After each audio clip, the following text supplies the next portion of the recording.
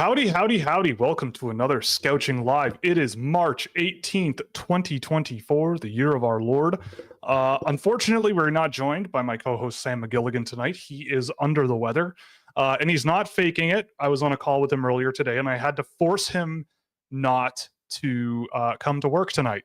So he has the night off. But I am joined by my illustrious producer, so I AJ can get Jadar. more, Yeah, you poisoned him? more showtime.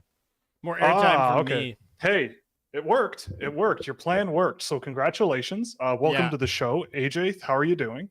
I'm doing good. I'm doing good because I'm going to get to talk a lot more tonight. But in all love to talk. Yes, in all seriousness, though, get better soon, Sam. We miss you, and we love you here. But I'm excited. Made fantasy finals for another year, going for my 4th title in 5 years and trying to run it back and steal all the money from my dad's cousins. So hoping to get a nice little payday. I'm on the way out in one of my leagues, and the other one I'm just barely clinging to a playoff spot. So hopefully we'll go somewhere in that one league, but I'm not optimistic. I started out 8-0, and ever since I'm 2-10. So I don't know how that even works, but it happened. So we'll work with that. Sounds like you got a little bit of the Detroit Red Wings syndrome. I do have Detroit Red Wings syndrome. Yeah, for sure. Even though now that I've said that, and after last show, I think they won a game since last show. Yeah, and then they lost after. Yes, they lost. Well, they lost. Pittsburgh. Yep, they did. I watched that game, and Alex DeBrincat did not score again. That was 6-3, was it? Something like that. It was either 6-3 or 7-3. Yeah, it wasn't a great one. But any case, go Red Wings go, I guess. But anyway, welcome to the show. We got a great show lined up for you. Lots of fun discussions going on. We got some new segments that we're going to be sharing, and hopefully you enjoy them as much as we think you will. But anyway, first we're going to do our ad read, and then we're going to get into some great topics that we have lined up for you. So we're brought to you by Fanatics. You can use our affiliate link code below, or scan the QR code in the chat window to provide a kickback to the show on anything you buy in the store. You can also support us through Puck Preps Hockey, where you can get all your NCAA and CHL prospect needs. We're starting to ramp up things there as the season starts to come to an end. I watched the Minnesota high school tournament, and I did a recap of some of the standouts there. So you can check that out when it comes out on Puck Preps in the next couple days. We're also brought to you by Fractal Hockey Consulting, which is my business for hand track, targeted player analysis, and recruitment packages for the NCAA, Europe, and beyond, with solutions for any organization's needs. Again, you can get in touch with us through whatever DM channel or email you would like. If you would like to get organized into potentially playing in front of some European GMs and scouts to maybe have a nice little experience over on the other side of the ocean. But also, we're also brought to you by Scouting.ca, of course, where you can get exclusive access to innovative data tools providing unparalleled insights into the draft, prospects, and players making their way into the NHL. I am working on another ranking for hopefully the end of this month, and that will be available to subscribers early. I'm working on the next installment of the Office Hours series, where I sort of peel back the curtain on some guys I've seen recently. This week there hasn't really been enough for me to write about, but there should be by next week, so stay tuned for that. And members, of course, get access to that first, and a few other content ideas percolating out there that I'll chip away at over the next little while, which again, subscribers will get access to first, so stay tuned for that.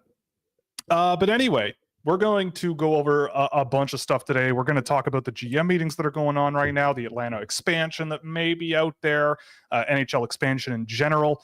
We're going to talk about Mike Greer. He had a heck of an article today that came out about him, as well as a couple of segments that we'll hide until the very end of this first hour of the show.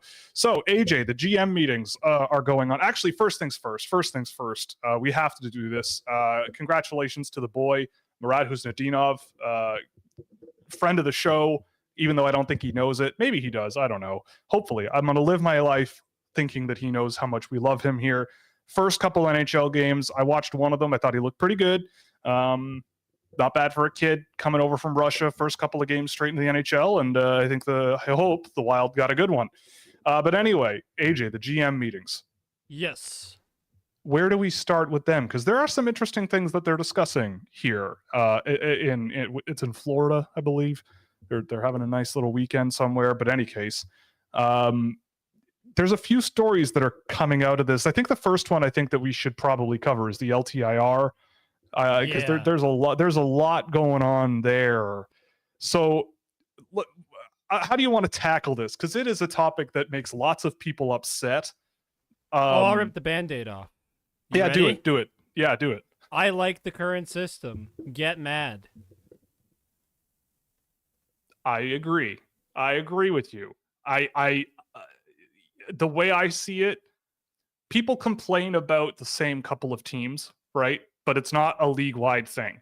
That's Everybody the part can do that it, man. Everyone can do it. And the NHL makes you go through rigorous testing to ensure that it's not BS.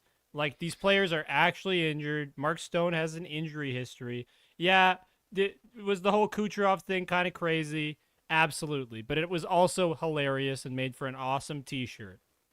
And also, like, Vegas doesn't have anyone else on LTIR. It's just Mark Stone and Robin Leonard. And Robin Leonard has been hurt for 2 years. So it's not like they're just benching guys, putting them on LTIR, and just leaving them there indefinitely, right? Like, that's not what's happening. Every news report out there about Mark Stone says that he legitimately lacerated his spleen, which is not a good thing. You cannot really rush that injury back. You need a spleen, I'm pretty sure. I took functional anatomy in university. Spleens are kind of important for your digestive system, so that's nice. So, yeah, I agree. I mean, not every team in the league even has guys on LTIR right now. I do think that there are... The problem with LTIR that I have, and maybe you would disagree, but it's when teams acquire guys who are on LTIR of other teams who may as well just retire, but don't, and never play a game with that team and just sort of sit there just to, like Arizona does this all the time and has been doing it for like 10 years, like acquiring guys and stuffing them on LTIR so that they don't have to have as much salary on the team. Yeah, I don't hate it. I think that, like, I don't know. I don't know. But I there's feel also like if a you have market for it, right? Like, you got to think that they're getting assets back in order to take on those contracts. Well, there's a market for heroin, right? Like, I don't know. Yeah, sure. But this actually leads to good things for your franchise, or at least it should. For Arizona. Well, in the sense that you're getting draft capital in order to actually take on those players, right? So when you're doing that, you're getting picks. So like Brent Seabrook going to wherever he went, there's picks being swapped involved, or like a pick going the other way, because some teams need the space and other teams can afford to do this. Like, I like the current system. Call me crazy. And maybe it's because the Leafs engineered a lot of the Robidas Island stuff with Brendan Pridham. But, like, right. I don't know. What's the problem? Like, you still have to pay a price to get those players at the deadline in order to put them on your roster. And, oh no, we're over the cap. This happens all the time. In sports, this happens all the time, where it's like whack-a-mole. Something comes up, some team does something that's kind of, it's in the rules, but like they're really pushing it and they're really sort of doing whatever, but they're still within the rules, and it makes everyone else annoyed. But the fix, I don't know what the fix is, right? Like, even if there is a problem, like, because the NHL, you're right, the NHL does have the right to do medical checks on these guys to make sure that they are legitimately on LTIR. Like, do you think they made the system just like on an honor system when like billions of dollars are flying around? No, there's no honor system with like, oh yeah, trust me, this guy's injured, right? Like, generally, like, I would think that, maybe a team is like, oh yeah, like maybe we'll hold out this guy an extra week to, and that might lead into the end of the season, or an extra 2 weeks, and you could make the argument, it's like plausible deniability, right? Like, you can't legislate away plausible deniability. It's impossible. Like, so if they go, oh yeah, we just want to rest the guy an extra week or two, and just so that he's healthy for the playoffs, like, who is to judge that like he is ready to play, right? Like, and if that's the case, maybe the player in question just goes, oh, you know what, like, I've had a really tough time recovering from my injury. I think I'm going to take a mental health break for 2 weeks. It's like, okay, are you going to investigate that too? Like, are you going to follow that guy around and like make sure he's like doing things that lead into that and make that make sense? You can't. So it's like you can't police it. You can't. It's impossible. So to me, it's like as long as there's a system to like ensure that an injured player is actually injured, then there's okay, right? Like, great, good, you know. And the other thing with this too is that we're not going to get anything in recent, like anything coming up recently to change the system because it's a CBA issue. So that's the collective bargaining agreement.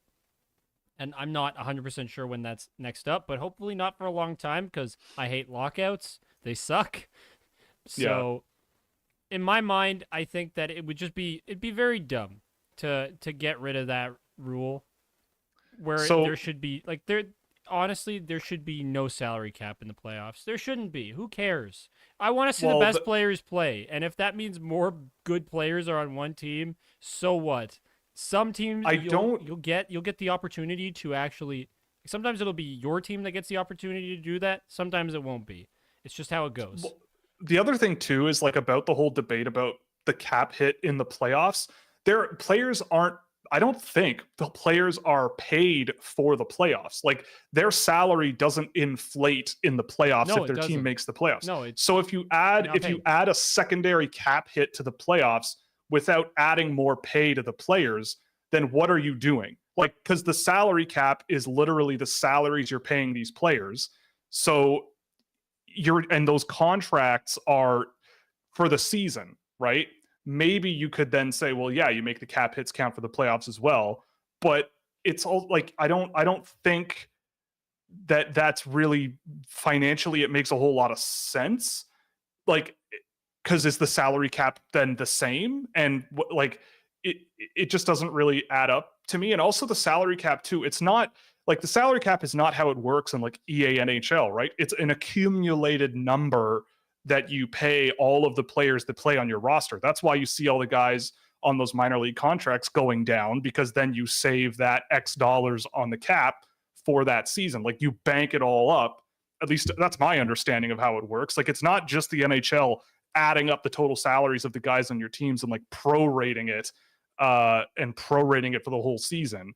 Like it's an accumulated number. That's why LTIR accumulates cap that you can then use on other players.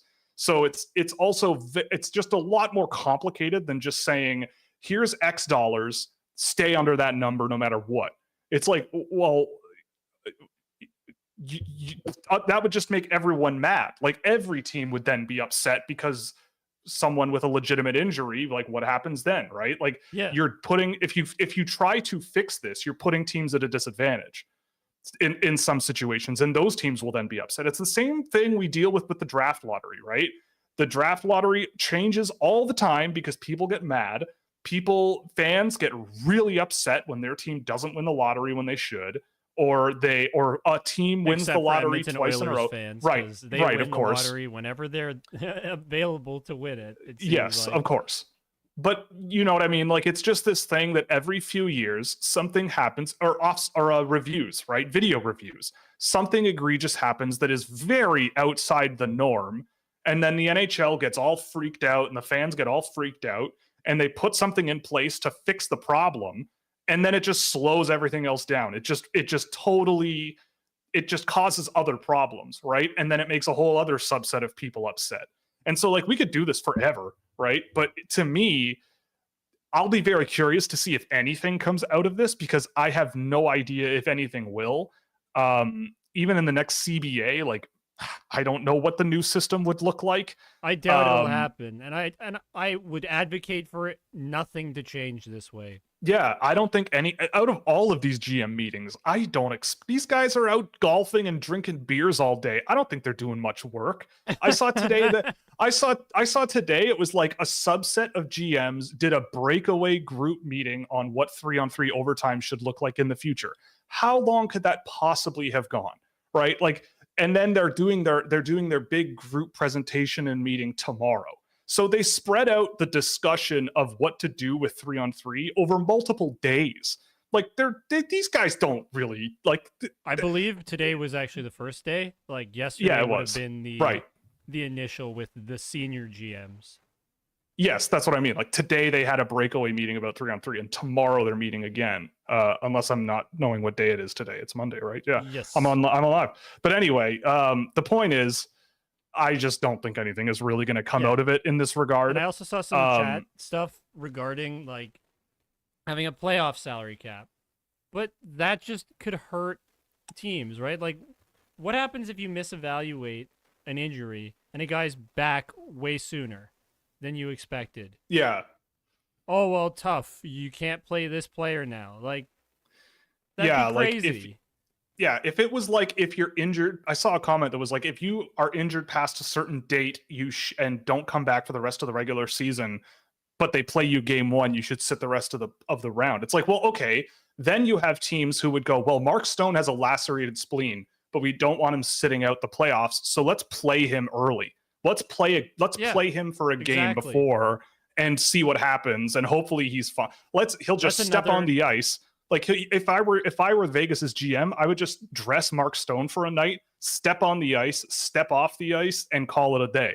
Right? Like, okay, is that okay? Like, is that something you want to see? Like, no, it does. No matter what, if you're smart, you're gonna find ways around this to get what you need done.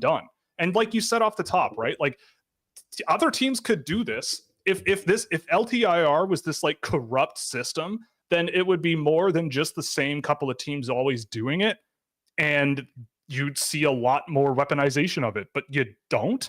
Like, it's that whole thing of like, humans see patterns.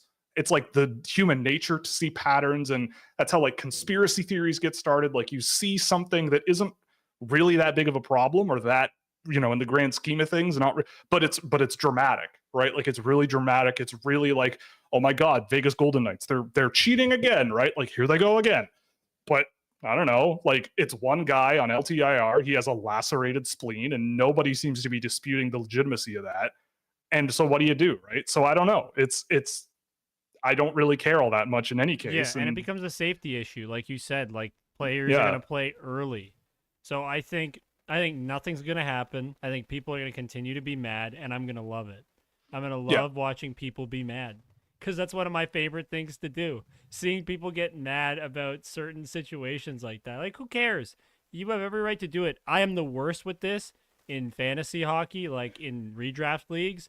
I picked up a bunch of guys I stashed on LTIR or like IR plus, and then I didn't use any of, like, I preserved ads from the week prior, played them, and then won my match, and I've won matchups on the result of that, because that's how greasy I am too, to an extent.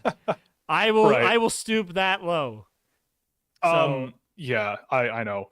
The other thing I did want to talk about was the playoffs, because there is a bit of that percolating out there about what's going on with the playoffs. I'm curious about what you would do if you could change anything about the playoffs, because I have some thoughts. Well, that would be interesting. For me, I'd go back to 1 through 8. Screw the division thing. I hate it. I want 1 through 8, Eastern Conference, Western Conference, and then a finalist between. Yep. Like as it normally is, with the one from the West, one from the East. I agree. I think that's the way it should be. I get that they're trying, like, the whole point of what they're doing, or what they have done, is to get rivalries going, but there just is, like, you can't, in my opinion, you can't force a rivalry. Like, a rivalry comes about because of the way that the players play and the way that the games go. It doesn't matter what teams they are, right? Like, it's easier if they're close in geography. Like, I'm tired of watching LA versus Edmonton, and we're gonna probably get that for the 3rd time in a row this year. Toronto, Boston, or Toronto, Tampa was 2 years in a row. Like, that's cool, but I want more variance in the matchups. Yeah, I want something a little more unique and special. And playing out of division is more interesting anyway. Like, you play like a Toronto Carolina series. It's like, yeah, great. Like, that game the other night was great between them, and they could go toe to toe, and they won't. They never will get the chance unless they both make it to the Eastern Conference Finals. Somehow. Which, to me, it's like, you're like, to me, it's very NHL. Like you're trying to force something that kind of you just have to let the game happen and let's see what happens, right? Like, and it doesn't have to be two teams that are just geographically close and assuming that they're going to be in a rivalry, right? Like Colorado, Detroit in the 90s was crazy. But anyway, it's like, are Tampa and Toronto close? No, Toronto's close, way closer to New York. I know that for a fact. Okay, it's not even a geographical thing. It's just like Toronto's not on the Atlantic. They're not on the Atlantic Ocean. Like no. the division name's kind of stupid for certain teams, but like I understand why they have to do it the way they do. It's just, I don't know. I'd like to face other teams.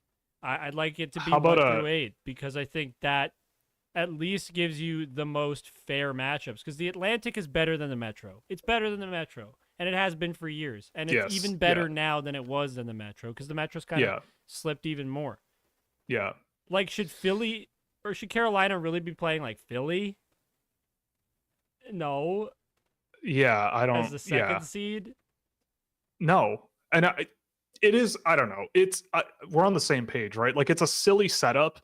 And it, I hope that they kind of realize, like, who are the rivalries in the NHL, but they're not right? Change it. They're not going to change it, and I know they're not going to change it because for them it's money. Like, they look at it, and it's but it's similarly structured to like other leagues, right? With divisional series. Right. So they're not going to which get are rid still of it. dumb. Yeah, it's like what are the who are the rivalries that have been ignited through this stuff, this situation, through this format? Only right? two, and it's the best two in my mind, which is like Tampa, Florida, and Edmonton, Calgary. But they weren't necessarily ignited by it. They were just awesome series where those two teams got to play against each other, and they were awesome. But that's because they're the best two. Like, those are the best two rivalries for my money right now in the NHL. Yeah. I don't know. I don't know. You're right. They won't change it, but it would be nice to see it changed. On that note, are there other rules you would probably change? There's a couple that we both spat out pretty immediately. The draft. I just make every pick a lottery pick, and 1 through 16. But it'd be very low chances. It's just I want a bit more chaos because it's fun. Oh, yeah. You don't want teams to tank? Well, you have a chance of picking 15th if you're the worst team in the league. Yep. It's very unlikely you'll pick 15th. Don't be bad. Don't be bad. Don't be a bad team. Yeah, don't be bad. The other one, because I remember, like, I think we all were kind of shocked to find out about if you pull your goalie in OT, that you get no points if you get scored on. Yeah. Barring a penalty. I found out that's the exception. If you score on your own net when there's a delayed penalty, somehow you do get the point. That is a weird rule. Which I think is more. I think you should lose it for sure at that stage. You got to be pretty pathetic to do that. So if it's me, if you pull your goalie in overtime like that, you can take away somebody's extra point from being in overtime. I like that idea. Yeah. And I agree. It's a bit of a normie idea. Like, I know a lot of people have been floating it around. Like, it's not original. Maybe not normie, but it's not an original idea. So no, it's been talked about, but it's fine. Yeah, no. I mean, we both said 00 needs to come back. Yes. Gotta have doubles. We gotta have more zeros in hockey. Gotta have my birth year available. Sure. Yeah. Yep. 2000. Gotta have more double zeros. Yeah, I would love to see an extended overtime. The East Coast League is 7 minutes. I think 7 minutes could make a huge difference. That's 40% longer. I think it would also encourage more players to touch the ice in 3-on-3, which could also be interesting. I also, like, there was talk about overtime, and what was it? So it was interesting. I did the math on this while prepping for the show.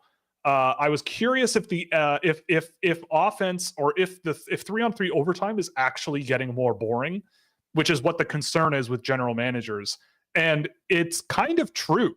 3-on-3 overtime started with really high levels of expected goals on average. Per team on average by year, and then the pandemic happened, and before the pandemic it was kind of like on the downtrend. The bubble season, it was really the lowest it's ever been, the level of offense in 3-on-3.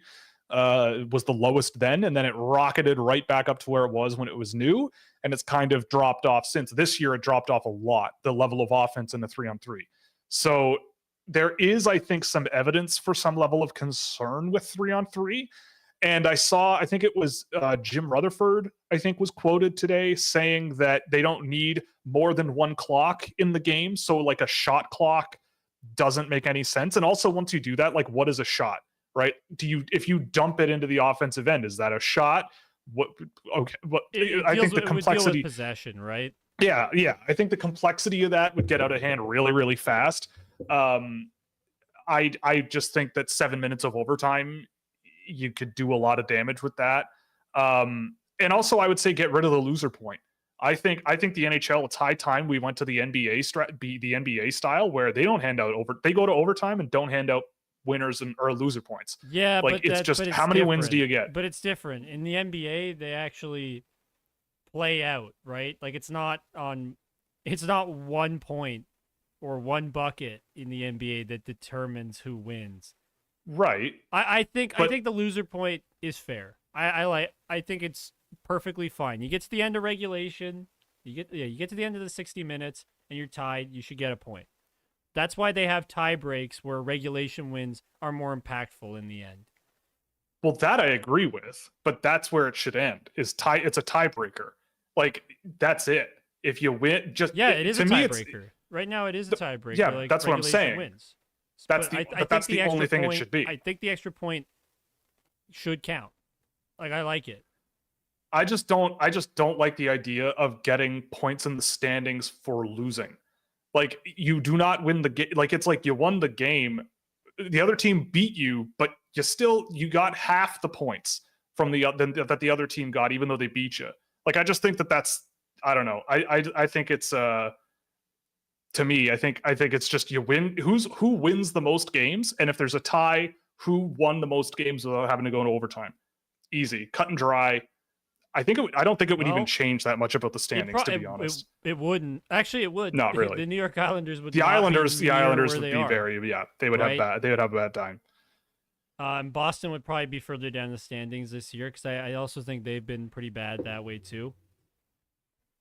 If I'm not mistaken, I think Boston has like 15 or 16 overtime losses. Same thing with the Islanders. Yeah, 15. So the Bruins would be second in the division. Toronto would still be third. Yeah, which makes sense. Yeah, they got a lot of not much really too. changes. Yeah, the Islanders would be between New Jersey and Montreal, or I guess Pittsburgh and Montreal. So they'd be way further down the standings. But to me, like that seems like Washington would have 32 wins. Washington would be around where Buffalo, New Jersey are. Which again, that feels more akin to like how those teams have played this year. But whatever. That's just something that I would throw. It's just you win the game, you win. I'm a status quo guy for a lot of things, especially with like points and stuff like that. But yeah, I will say the last thing I want to talk about before we move on to the next topic is one crazy rule idea that I came up with was in the shootout. You let the players do whatever the hell they want in whatever direction they want, but you put a clock in there. I don't know. I like what Kuznetsov did the other day. Some people didn't like it against Toronto, but I loved it. Like that kind of thing, like that, just trying to trick a goalie by skating as slowly as you possibly can. Some people were talking about how he had some backwards momentum, and it's like, I don't like it. Can we I don't know. To me, I just would love the idea of someone flying in the offensive zone on a shootout attempt, swinging below the goal line or something like that in X number of seconds, trying to make a shootout attempt rather than, I have to skate in a straight line or I have to skate forwards towards the goalie and just shoot it, I guess. Then we I don't know. Have gotten one of the most amazing moments of all time where Brad Marchand touches the puck but completely overskates it and loses the game as a result. Maybe we would. Maybe we would. I thought maybe we'd get something even better. I mean, yeah, I think if you lose possession, then that should be the end of it. I'm not saying that like a player can like dump it in and chase it, right? Like if you, they slap shot pass it off the boards to themselves. Yeah. Off a stanchion or something. Yeah. I mean, that would be kind of fun. But to me, I just would love the idea of a shot clock in a shootout and let the players go wherever the heck they want to go and do whatever the heck they want. Michigan's in the shootout. Just give me whatever. I don't care. But that's the only other thing that popped into my head. But at these meetings, I don't think anything is really going to change. I don't think anything's going to really. The only thing that's going to happen is that future considerations are going to be fulfilled as they pick up the tabs. Right. So like conditional 7th round draft picks in 2029 or something, or some guy like Devin Cooley, who is apparently an NHL goalie now. Devin Cooley somehow projected like 55th in Yahoo Fantasy. Yeah, I don't understand. Which is ridiculous. How could you even do that? You know what? 1 week left of my season. How can he be projected to be the 55th? Like, you can't reach that height. If I found out that Devin Cooley was like a human being that was inserted into our universe and did not exist before the moment he was inserted into our universe, and it was like some Star Trek episode where there's like some nefarious thing out there that's like planting people that didn't exist, but like who is Devin Cooley, but now he's in the NHL. It's crazy. But in any case, don't talk smack about Devin Cooley. I'm just saying that he might be a plant from some interstellar god figure just to trick us or something, to pick on hockey fans more than anything. Yeah, maybe he's like some supernatural intervention of some kind, because I don't know. I know a lot of hockey players and I've never heard of him. I don't know. Anyway, shall we move on? Because it's been half an hour on the GM meetings. The Atlanta expansion story is a very interesting one. This came about from Anson Carter. So Anson Carter is representing a group of investors who have formally told the NHL that they want to expand to a forthcoming entertainment complex in the suburbs of Atlanta. So they want to give it another kick at the can in Atlanta. It was very interesting. I was listening to 32 Thoughts, and they said, or Elliot said, that there is a possibility that the NHL might just give them the Coyotes if the Coyotes can't find themselves a new arena, but that if that happens, the NHL will be on it instantly to get hockey back in Arizona. So one way or the other, it looks like the NHL does not care, and they will have a team in Arizona one way or the other. So this might be an expansion team, but it might not be. The NHL has said they're not interested in expansion right now. They're listening, but they're not interested. I was reading also that the expansion fee for Atlanta might be up to $1 billion. So you're paying, I mean, that to me is outrageous. Like that's crazy amounts of money. I mean, but if it works, right? Absolutely. So right now, and also just for the note, because I did see also like people wondering why Anson Carter. He's already part owner of the Atlanta's ECHL team, the Gladiators, and I believe that they're one of the higher end ECHL franchises out there. He did also try to buy the Atlanta Hawks and the Atlanta Thrashers all at once, and was denied. And that was about 15 years ago or so, like 10, 15 years ago. So I don't know. I mean, I looked at also, it's funny. I Google Maps, and I sent this to AJ. I went on Google Maps and mapped out where this entertainment complex would be. It's a 45-minute drive out of the downtown core in Atlanta. It's like an hour from the airport, and that's with very little traffic. That always freaks me out a little bit. Like it's a suburb like way out in the north end of Atlanta. I guess I don't know. To me, it just if it can work in Atlanta, then great, right? Like I've never been to Atlanta. Have you? No, I have not been. Yeah, I don't know what it's like there. I have no idea of anything, but it just, I don't know. I'm very curious to see what happens with this, because I hope it works out there again. Like it would be nice. I mean, the more the merrier. Like it was cool. Like I like the logo. I like the color scheme. I was sad. Except for the powder blue jerseys. Those could go. Those could disappear to the sands of time. I don't know. I didn't really. Not a huge fan of those. Well, maybe it's that I was nostalgic for it because I liked it. Yeah, probably. Kid. But I was also, Ferraro. Yeah. Legendary Atlanta Thrasher Ray Ferraro could do commentary for them. Absolutely. But yeah, I think that would be good. I've said it before that I don't want another Canadian expansion team. I think it'd just be dumb because it's about growing the game. not about really putting it in markets that it's already got a ton of interest in at some level. Like Canada is going to support hockey. Let's grow the game in America to make this sport more profitable. That's kind of the way I look at it. Because, like, look at Vegas. Look at how great that team's done. And there's so many fans in Vegas. Like, my mom was in Florida this week, and she was, and some guy who she was hanging out with at a bar was texting back with me on her phone about the Florida Panthers, and he was super invested in that team. Like, that's cool. Is it not? Like, that's what success breeds. Yeah, for sure. Yeah, totally. I mean, the more the merrier, right? Like, if the NHL had 50 successful franchises, awesome. Like, that's great, right? But that's a lot easier said than done. But I mean, Atlanta, I believe, is one of the few major cities in the US that is still growing. I think it's San Antonio, Phoenix, and Atlanta, but I could be wrong. So who knows? I mean, maybe they get the Coyotes, maybe they don't, maybe they get an expansion team and they come in with a team in Utah somehow. I don't know. I did find it interesting that it was also highlighted that part of the next CBA, the NHLPA, is apparently going to be wanting expansion fees to be lumped into hockey-related revenue. So the owners would lose half of the expansion fees and it would go to the players. I don't really know how I feel about that. That's not really the point. My point would be more that might make that this might be a little bit more expedient for the NHL, where they might go, okay, look, if you want to be part of this, you better get in now, because our owners are much less likely to approve expansion teams if they have to cut a check for half the amount of money and send it to the NHLPA. Like, I feel like the NHL will probably want them to get moving real quick. Like, I don't understand why I understand why the PA would want it, but I don't think they would get it. There's more jobs. You're getting more jobs as a result of it. Well, and why should they get it? And it's a long-term investment. Yeah. Your players stand to benefit from 23 more jobs.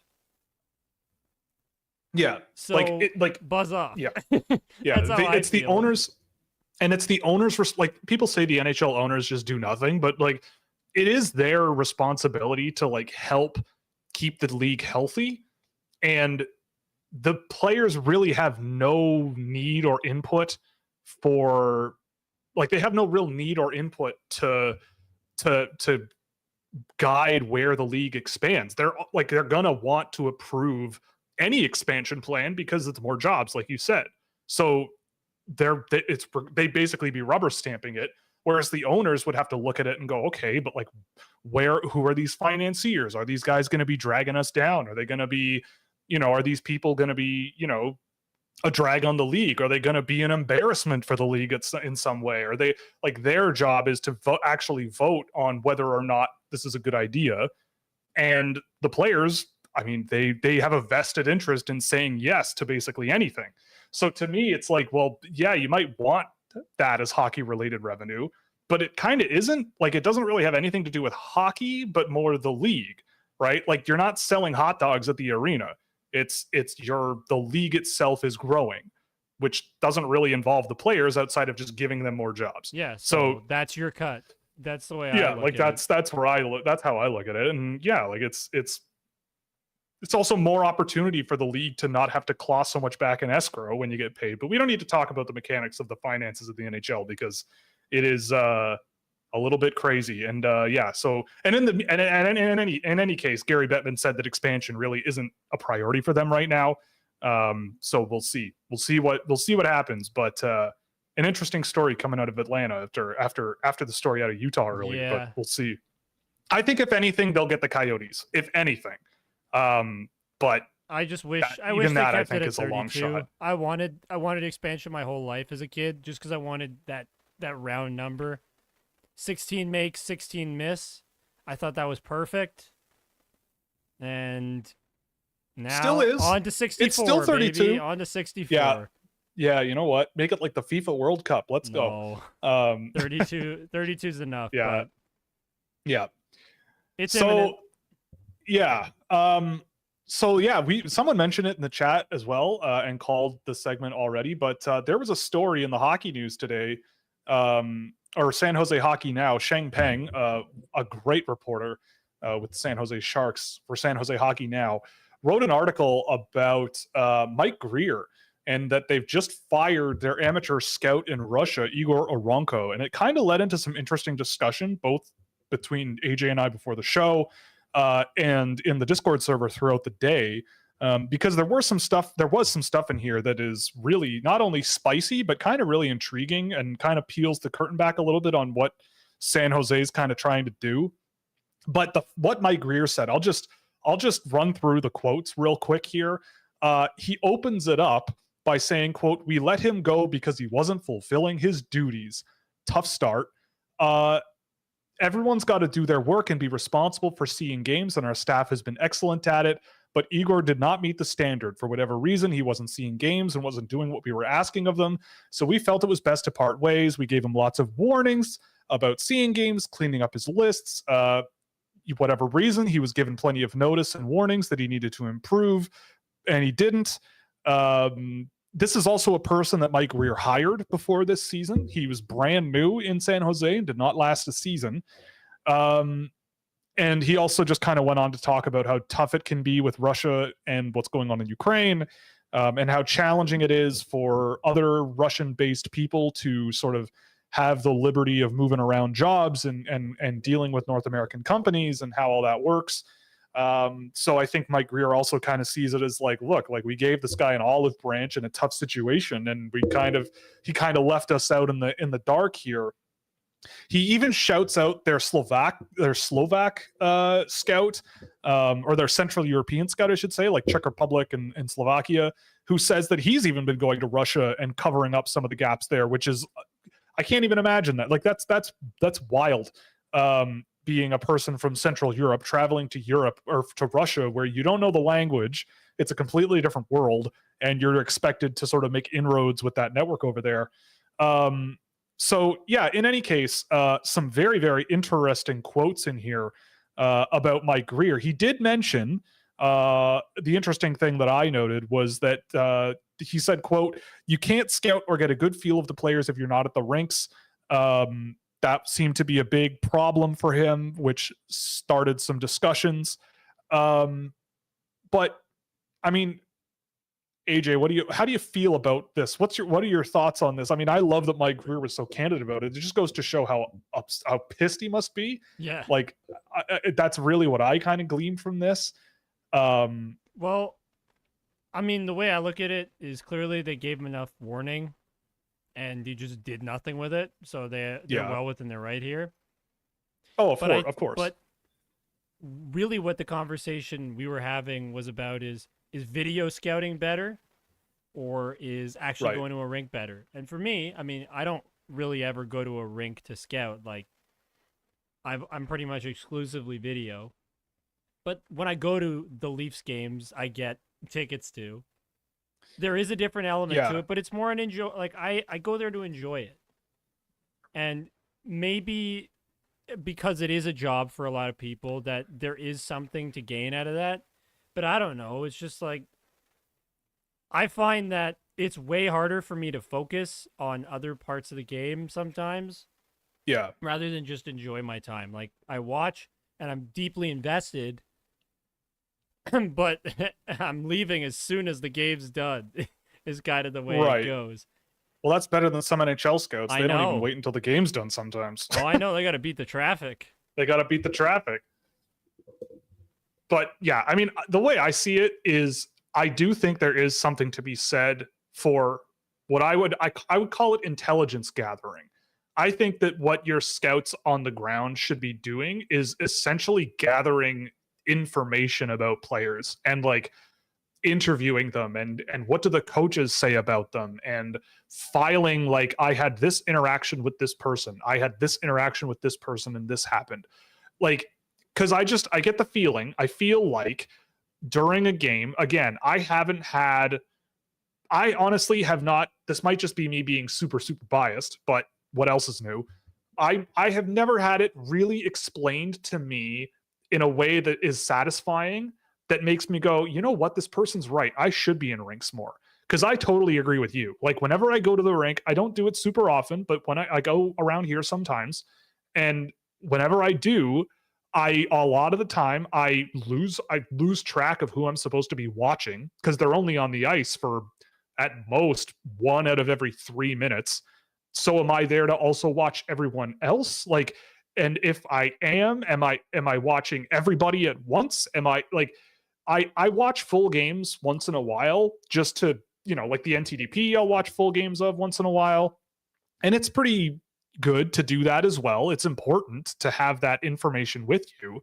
But like there was talk in the Discord server about like you can read their body language better than on video, and you can see how they behave and how they talk to their teammates, and like how emotional they are, or if they stop caring at certain times that are important. And to me, it's like I feel like you get lost in the sauce so fast, so fast with trying to read into like what's the difference between a kid who's super super competitive but problematic and just really competitive and hates to lose, right? Like, is there a difference between that? Like, is Lucas Raymond now a problematic individual because he got in a fight in practice? Like, or does he care? So, and if he doesn't do that, does it mean he doesn't care? Like if someone, like there was a lot of talk about Ryan Merkley and how bad of a teammate he was and all of that. And I asked around about him a lot over the years, and nobody really had that many like terrible things to say about him. It's just that he was so competitive, and so like his fuse for tolerating other people was very short, which is a problem, and it probably was a thing that limited his potential. But it to me, it's like, is that like in the right environment, could that be nurtured a little bit better? And I feel like San Jose felt the same way, and unfortunately it didn't work out. But to me, I mean, I've been to rinks, and you're right. Like it's way more easy to get distracted. It's way easier to lose sight of what you're looking at, or lose track of, you take notes for 30 seconds, you could miss something, right? It's a very different world.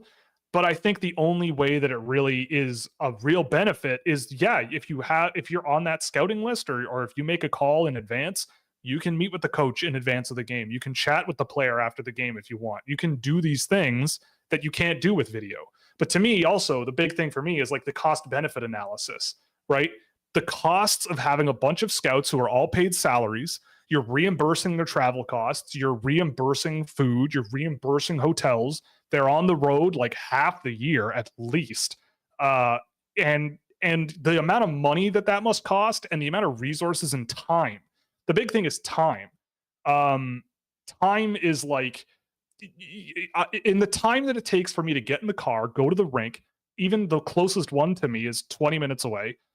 Get to the rink, park the car, get to my seat, watch the game, get in the car, and come home. That's probably 4 hours, maybe 4 hours out of my house.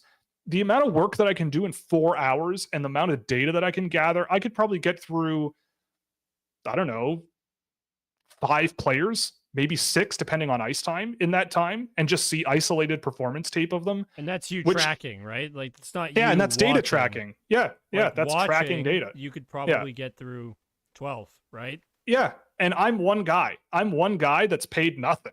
So it's like, if I can do that, are you saying that the value of being in the rink is so overwhelmingly positive that it outweighs the cost, the savings that you get? Even if going to the rink is twice as effective somehow, right? Like you're somehow, there's a metric you can evaluate it with, and it's 2 times more valuable, but you're spending 10 times the amount of time and money to like operate this entire system. To me, it's like if the CIA only had spies. It's like, well, there's a lot more to being a government intelligence agency than just having people be spies. You got to have spies, but what about the guys who use, satellite data? What about the number crunchers? What about the guys who sit in an office and crunch terabytes of data day to day to do their jobs, right? Like, you need to have that as well. So for me, it's again, like, it's another sign that this craft and this industry is a little bit, it's still dragging behind the logic of the real world to me. And the other thing too is with regards to this, I know for a fact that there are NHL teams out there where they don't care what their scouts do. If you want to sit at home all day and watch video, they don't care. They just want the reports filed. And if the reports are good, then the reports are good. So like some teams, they go, yeah, you can go to the rink if you want. We'll give you a pass to get in, but like, it's not a big deal if you don't, some people do, some people don't. And it's not a problem. And some of those teams are right up at the top of the standings.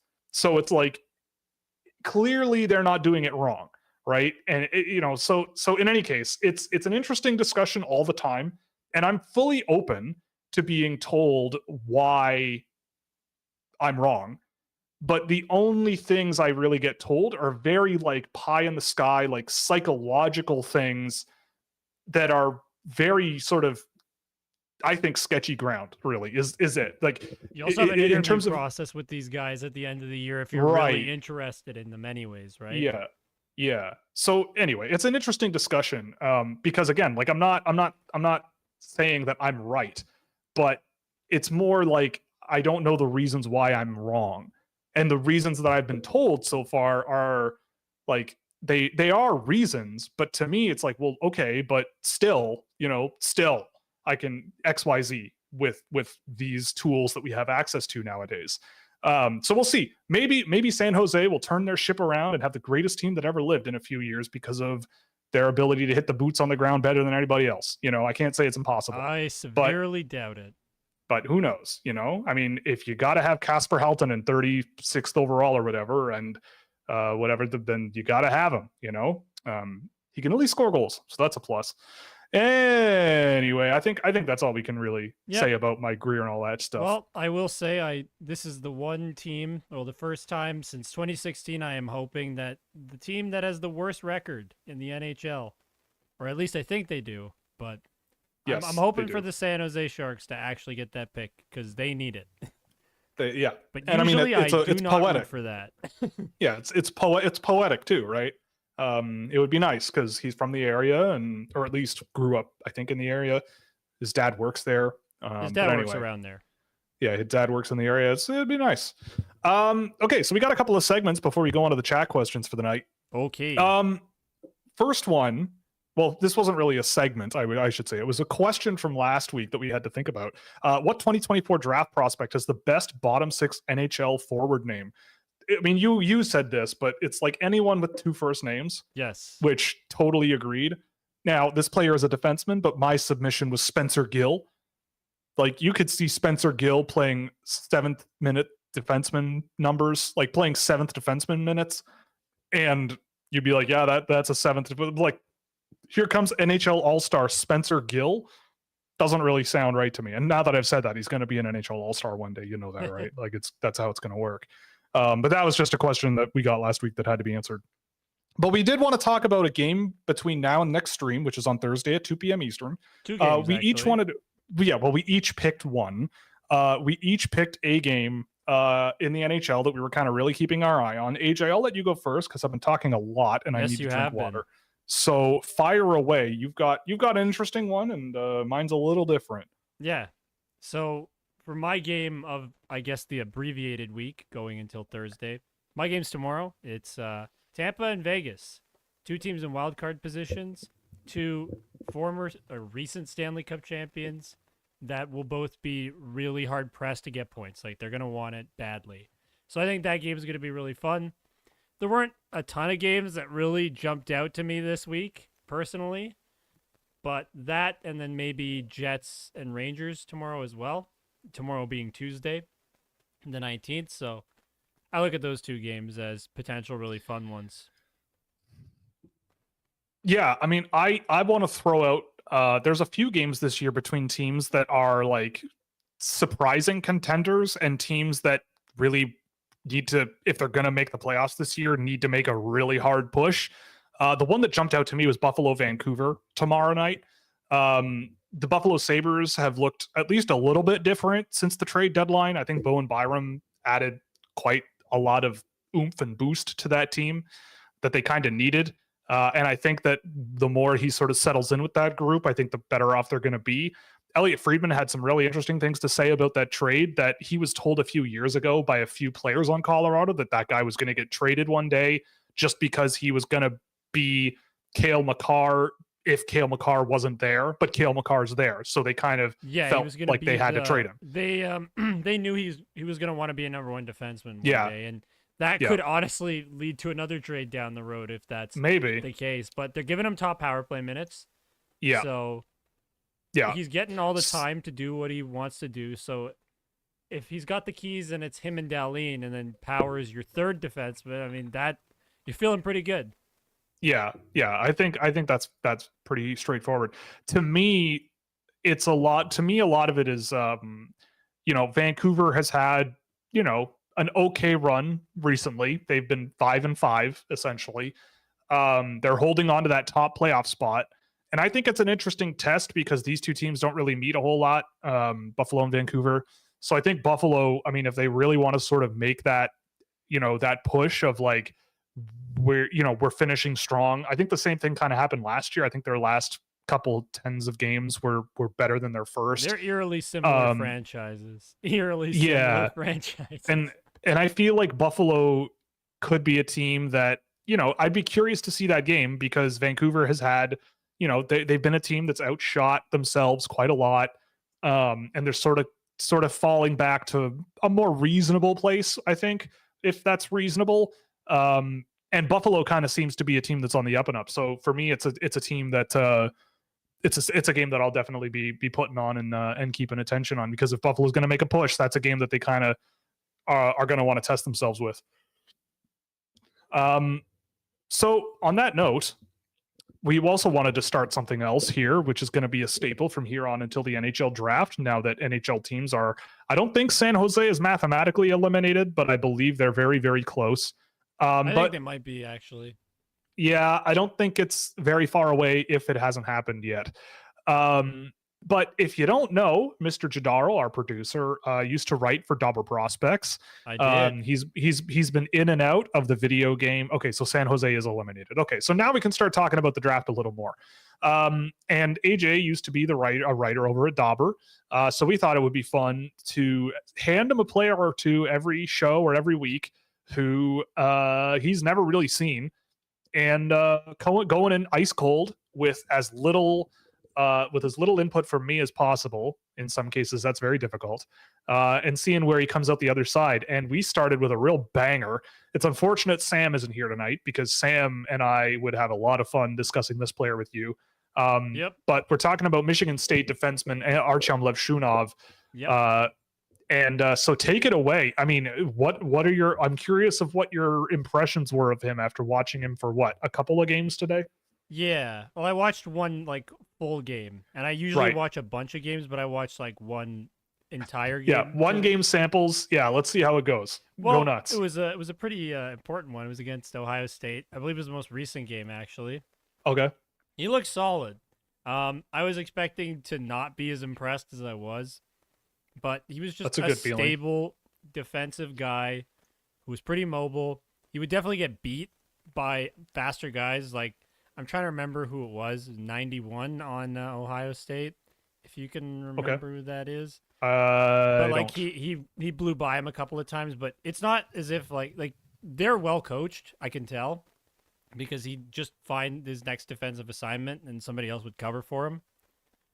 But I liked him overall. I would say the point shots were annoying. Every time this guy got the puck, he'd just fire it on net. I'm like, what the hell are you doing, man? Please stop doing that. It happened. It was the first thing that happened in the game. Like, oh no, this is gonna be horrible. And then he stabilized, and it was much better. So I liked him.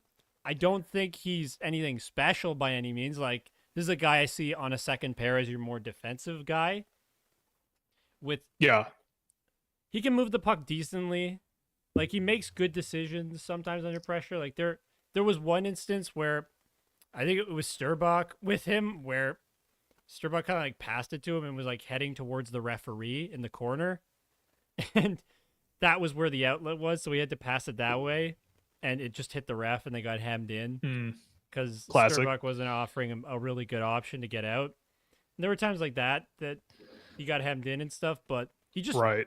otherwise it was pretty good. Oh, the one other thing, every time this guy could finish a check, every Oh, time. Oh, absolutely. it was You bad. could, Like he took himself yes. out of the Yeah. play. It was Yeah. bad. Yeah, dude. Welcome to the Thunderdome. But you can see, but I think that's why NHL teams really value him. I think Like so too. I think that's a huge factor. He finishes his checks. He's big and uses his size. It's like, okay, but what happens when the puck gets through him and a faster player gets behind him? Or he attempts right? to finish his check, misses it, and And then the faster misses. player Yeah. gets behind Yes. him. That's Or the problem. player he's hitting gets through him, right? Like it's yeah. So I that's honestly, like, you only watched a game, but that's very much kind of how I feel about him. Again, like, people talk about how much he produces in terms of points. I've tracked, I think, 5 games of him to this point, and all of his offensive output came in game one. And it was against Canisius College, which is not a good program. And other than that, he's point shots, right? That's basically what he does to generate offense. Oh, so which, brutal. yeah, It killed me. I want yeah, every time this guy got the puck, like, I know what's happening. Oh, he's throwing it on net, yeah, but it didn't get yeah, there. Oh, he's throwing it on net, but it didn't get there again. yeah. It does. Welcome to the Like I party. said, it doesn't get there. It's not that he gets it to the net; it gets blocked. So knowing what you know about him in the first round, I'm assuming, to me, he's a first round pick, no doubt. But like, where, if you accumulate all your knowledge of previous drafts, Right. like, where would you reasonably think he should go? Like, compared to, say, mid to late first. mid to late first, eh? That's like in previous drafts. I know this year is not as good Yeah. based on what I've heard and what I've seen, what limited amount I've seen, but yeah, he's just like, he's a top 4 defenseman that I can see a little bit more out of potentially. I'd like to see him pass a bit more. Like, I don't know, in the offensive zone, he doesn't really do a whole lot other than shoot, and that doesn't really result in anything. So Right. like, I don't see a ton, like a big offensive driver there, really. I think he's just going to be more of, but like, he can hang in transition, which is good. Like, he takes away shots. Like, that was something I was impressed with. His transition game was way better than I thought it would be. So Yep. I like that. Like, he's just a solid defense first guy that needs to work on his shot selection. So you would disagree with Central Scouting having him second in North America? Yeah, that's ridiculous. I've seen Berkeley Cat and he's way better. All right. Good to know. But yeah, not to be rude, it's just for my No, own you're not, but- taste. yeah, and that's the thing, right? Like, I could see an NHL team going, we really, really, really want this guy. The San Jose And I- Sharks and and I'm- Macklin and I'm go- Celebrini not yeah. there. And I'm going, all right, go ahead. Like, go ahead. I can't say no. Like, go ahead. I'll just let you do it and I'll figure something else out, right? Like, sometimes winning in the draft is about letting everyone else do what they want and you just kind of picking up the pieces of what's left that other people forget about, right? Like, it can sometimes be as easy as that in general, as long as you've done your homework, of course. Yeah, it's like, he's like if Moritz Seider was less exciting but better defensively Right. and not Yeah, nearly as good offensively. So not Moritz Cider. Yes, not Like, Moritz again- Seider. I just wanted to say that and then completely Yeah. 180. Yeah, I mean, I still, I mean, maybe this is just because when I look at him, I visually see someone very similar to Dion Phaneuf. Like, Dion Phaneuf skated like that with that hunched over, like, Levchinov kind of skates like a caveman in a way, where he's just like hunting people down, which is fine. I'm not saying that's a bad thing, but he does Yeah, I have see that, it. like, you know what I mean? And like, Dion Phaneuf did the exact same thing. He was kind of hulking around the ice and all that stuff. And who knows? I mean, I don't mind him. I have him at 9 right now. But I mean, the guys behind him, I probably wouldn't take them ahead of him, but you could probably convince me if you tried hard enough, like a Well, TJ Ginla, I'll find out. Brent Signugard. Yeah, we'll find out. So we'll keep this going. Because Probably I'm do very two next time because I think yeah, we we'll can. do 2. Yeah. I can definitely fit it in, right? All right. But that was a good one. Yeah. Like, I like the game. it was a fun one. I got to see Brent Johnson playing for Ohio, and he looked great. And that was a guy that I originally was watching when I was with Dauber. There's a funny story there. Tony Ferrari, who was the head of Dauber scouting at the time, said, "I know you've seen a ton of Brent Johnson, so why don't you take it away with him?" And at the time, I had seen none of Brent Johnson. And it was hilarious. But then I went and watched Brent Johnson, so Tony turned me on to him, and I love Brent Johnson. So he just predicted the future for me, and been loving Brent Johnson ever since. So yeah, it's coming along. All right, well, we're going to move on to chat questions. So again, chat, if you have any questions, fire them away. We're going to work our way from the top down. But before we do, we will get to our quick little ad read mid-show. Of course, we are brought to you by Fanatics. You can use our affiliate link code in the description, or you can scan the QR code in the chat or in the stream window, and it provides a small kickback to the show and anything you buy in the store. You can also help out through a Puck Prep subscription, where both my co-host Sam McGilligan and I provide insight on all your NCAA and CHL prospect needs.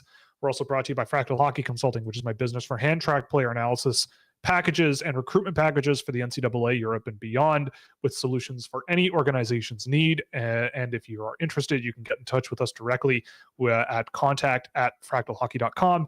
If you're interested in registering for the Golden Bucket Tournament, which will help you get exposed to European general managers, if you are a college player, know a college player, or are a college coach, or a Canadian U Sports coach, or a CHL overager, or whatever, that's the kind of level we're looking for.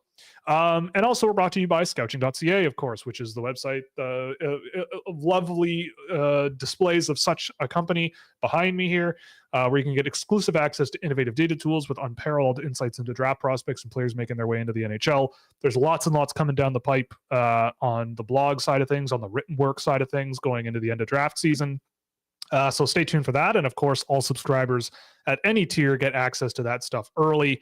And the data tools and everything are all there for partner level subscribers. So you can check that out at scouching.ca. So before we get to the chat questions that are already here, I did get a few questions through Instagram that I have been neglecting for the last few years. It feels like years, but the last few weeks. The first one is thoughts on Nikolai Kovalenko. It's funny, I just watched Nizhny Novgorod in the KHL this year. I think Kovalenko probably could be an NHL guy for Colorado, down the lineup, probably, like not a top 6 guy, but a good sort of third line, a sort of solid third line grinder with some skill. He's a little bit sort of small out there and kind of plays a little bit small, but I think he kind of has the work rate and the north-south sort of speed and intensity that you kind of want. So yeah, I've liked Kovalenko here and there. I know he's scoring a lot. But I think in the NHL, he's going to be a bit more of a limited player, but that's nothing against him. He's better than me. Thoughts on Yegor Rimashevsky? That's a San Jose 7th round draft pick. He's having a good year this year. I was never a huge fan of him, and this year when I've seen him, I still feel similarly. I believe he spent most of the year back in the junior level and has done really well there. And unless I'm mistaken, I'm just pulling it up now. But yeah, so he's okay. So he was in the KHL for large stretches of this year, back in junior, towards the end of the year, it looks like. But yeah, I mean, I didn't really see much out of Rimashevsky last year. I've seen a bit of him this year. Again, he's taken a couple of steps in terms of getting a bit quicker. He was a lot more of a sort of lower pace, sort of I'm going to stick handle through traffic type guy. At low pace at that level, in the Russian junior level, which I find difficult to project. But he's had a good year in the KHL, so we'll see if he can carry that forward. What's the biggest market inefficiency in scouting? I mean, I still think that it is. You still see players. I think teams have gotten a lot better with, by the time the 3rd round or 4th round comes along, a lot of the really exciting players that are out there are kind of gone. It's very rare to go, how is this guy still available? There's usually like a handful of them, and that handful is generally undersized wingers and undersized defensemen. I mean, it's hard to say that that's a market inefficiency, because it hasn't really been explored of a team just loading up on a bunch of those guys and seeing that plan through. I mean, Toronto did it a couple of years. And it, I would say had mixed results. To me, I think that there's more to it than just guys who score a lot who are small. I think there's more to it than that. Like you and I, AJ, we were gushing over Timur Mukhanov last year. Absolutely. Because he kind of, I think that's the type of market inefficiency I'm talking about, where even though the player is 5'9" ish, maybe, you still get like as much you get as much out of that player as you could possibly ever want, right? That guy, it's like, to me, it's as if players that small, if they're truly really good, have been battling uphill their entire lives to try to get ice time and earn it and earn it and earn it and earn it, because they always get the short end of the stick. No pun intended. So to me, it's like the inefficiency is trusting those guys and believing in them, and trusting those really intense players, regardless of their size, to at least be trusted to really give her, to really just go over the boards and push pace and forecheck hard, and not just rely on skill and speed and all of that stuff. Because I've seen plenty of small skilled players, and you just go, I feel like the NHL is going to get you, but certain other players, I think you can. It's you have to sort of sift through these types of players to really find the true inefficiencies. But we could talk about that type of thing for an hour if we really wanted to. But I hope, if that person is listening to the show, I hope that answers your question. So let's go over to the chat. Let's do the thing. Let's do it. Blue Science, noted supporter of the show and noted good person who I've met, and a great musician, by the way. So check out his channel. He said that the NHL is broken, as per the title of the show, because there's two conferences and 4 divisions. I mean, I would like a 2-conference layout. Sure, why not? East and West, just call it a day. But I don't think that's going to happen. I want to know what you think. Who has the highest potential that I am 98.6% sure will be available in the 25 to 32 range in the 2024 draft? So highest potential in that range. I mean, it really depends. I could see. Yeah, I could see a world where Andrew Basha is there. I could see a world where Adam Jiricek might be a pick there, and Jiricek could be. I was watching Jiricek last week, and I still really believe in that guy. So I think that would be another one that could be an interesting option. Alphonse Frey. I can't wait for AJ to see him. He's a really interesting one. The next one. Yeah, we'll pencil him that one in. Maybe yeah, I mean, Teddy Stiga will be available there for sure. Luke Misa will be available there for sure. But I would definitely look in the direction of a Jiricek, a Frey, or a Basha probably before those guys. But there will be, like, this always happens, right? For at least the way I see the game, there's always really, really, really interesting players available at the end of the first round, that you could take a swing on. By the way, what do people think of my Reading Rainbow sweater? I've got my Reading Rainbow sweater on, so there's that. Just throwing that out there. I felt like I needed to put it on today. Butterfly in the sky. Yeah, I only know that because of Community. I can fly twice as high. Oh my goodness, I grew up on Reading Rainbow, man, with Geordie LaForge. Take a look. It's in a book. Reading Rainbow. Yep. Oh, also, just got a great response from the Xenome Project. The real inefficiency that Carolina likes to go for is not so much player type as it is pick quantity. They've picked with a lot of frequency. That is an extremely good point. Absolutely That true. is another one. Draft a lot, like a lot. And it's doable. Like if you draft a lot and draft well, at some point you got to trim the fat on your roster. At some point, if you're doing it right, and I think that's what Carolina's kind of done over the years. And that's a great textbook example of that. Like, asset management matters. And generally volume is what gives you the best advantage in the draft. So volume. Unless you're the Arizona Coyotes, but we don't have to talk about that. It doesn't need to be like super high volume, like high round pick volume either. It can be, you trade your first to get 2 seconds. Second round picks are some of the most undervalued things in the league, in my opinion. Absolutely. I'd trade a first and not trade my second, because I always feel like you're going to get, a lot of the times, you're going to get a really good player with your second they're gonna. You're more likely to just say, "Screw it, let's take a swing on a guy," and look, Logan Stankoven, look, Bobby Brink, yeah.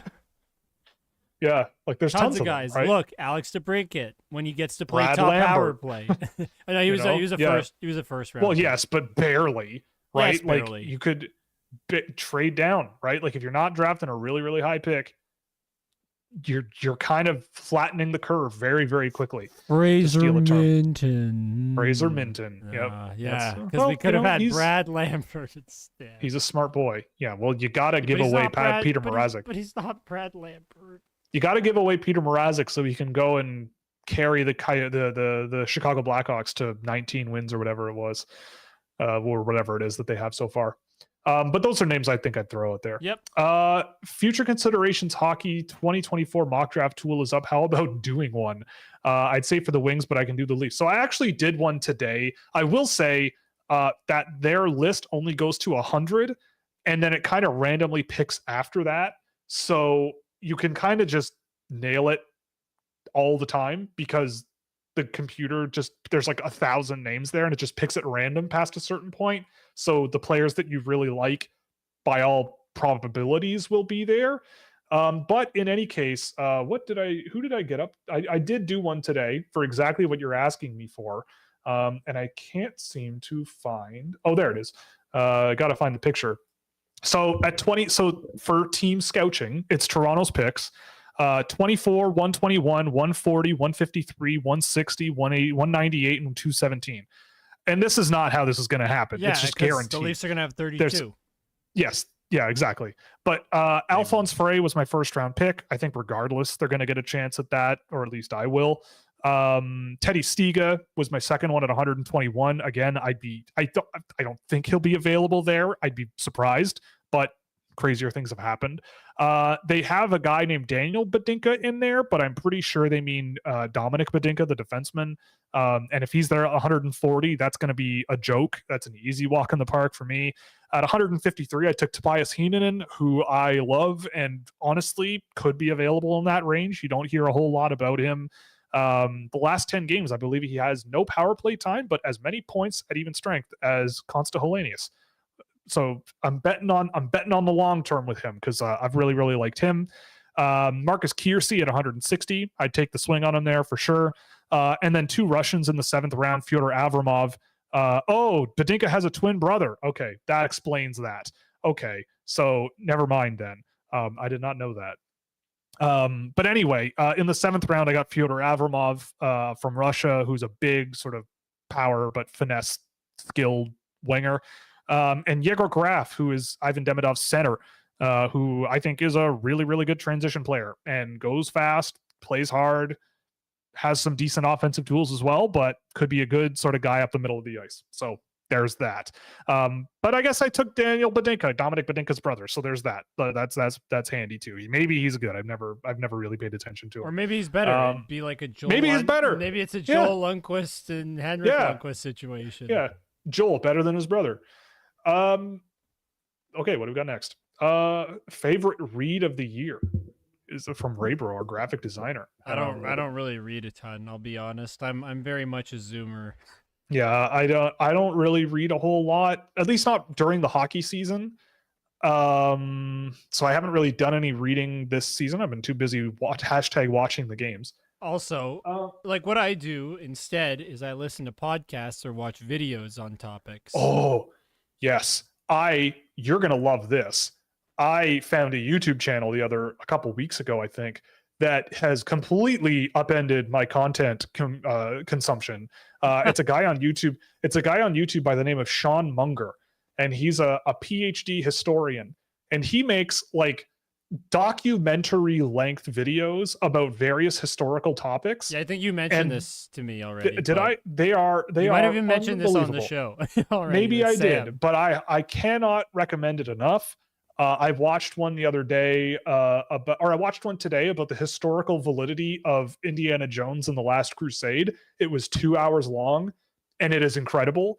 And he kind of links all these different things together that have nothing to do with the story directly, but all feed into the story, which is kind of cool. So highly recommended that. So that's where I've been on the listening to things while I work train. Yeah. But I do try to read in the summer. I did like the MVP Machine a lot, which was a book about development in young players in baseball. So I'll throw that one out there. I'm in my third listen to the History of Rome podcast because I love Mike Duncan. Oh, nice. I absolutely adore it.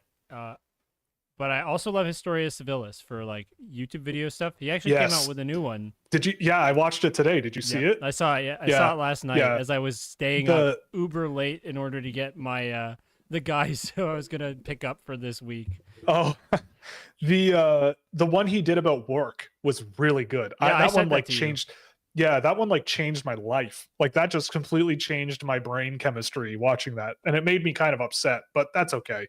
So yeah, we don't read, but we do consume a lot of historical content. Oh, Will and I love learning. Yeah, it's just through video form because that's the medium that works best for me.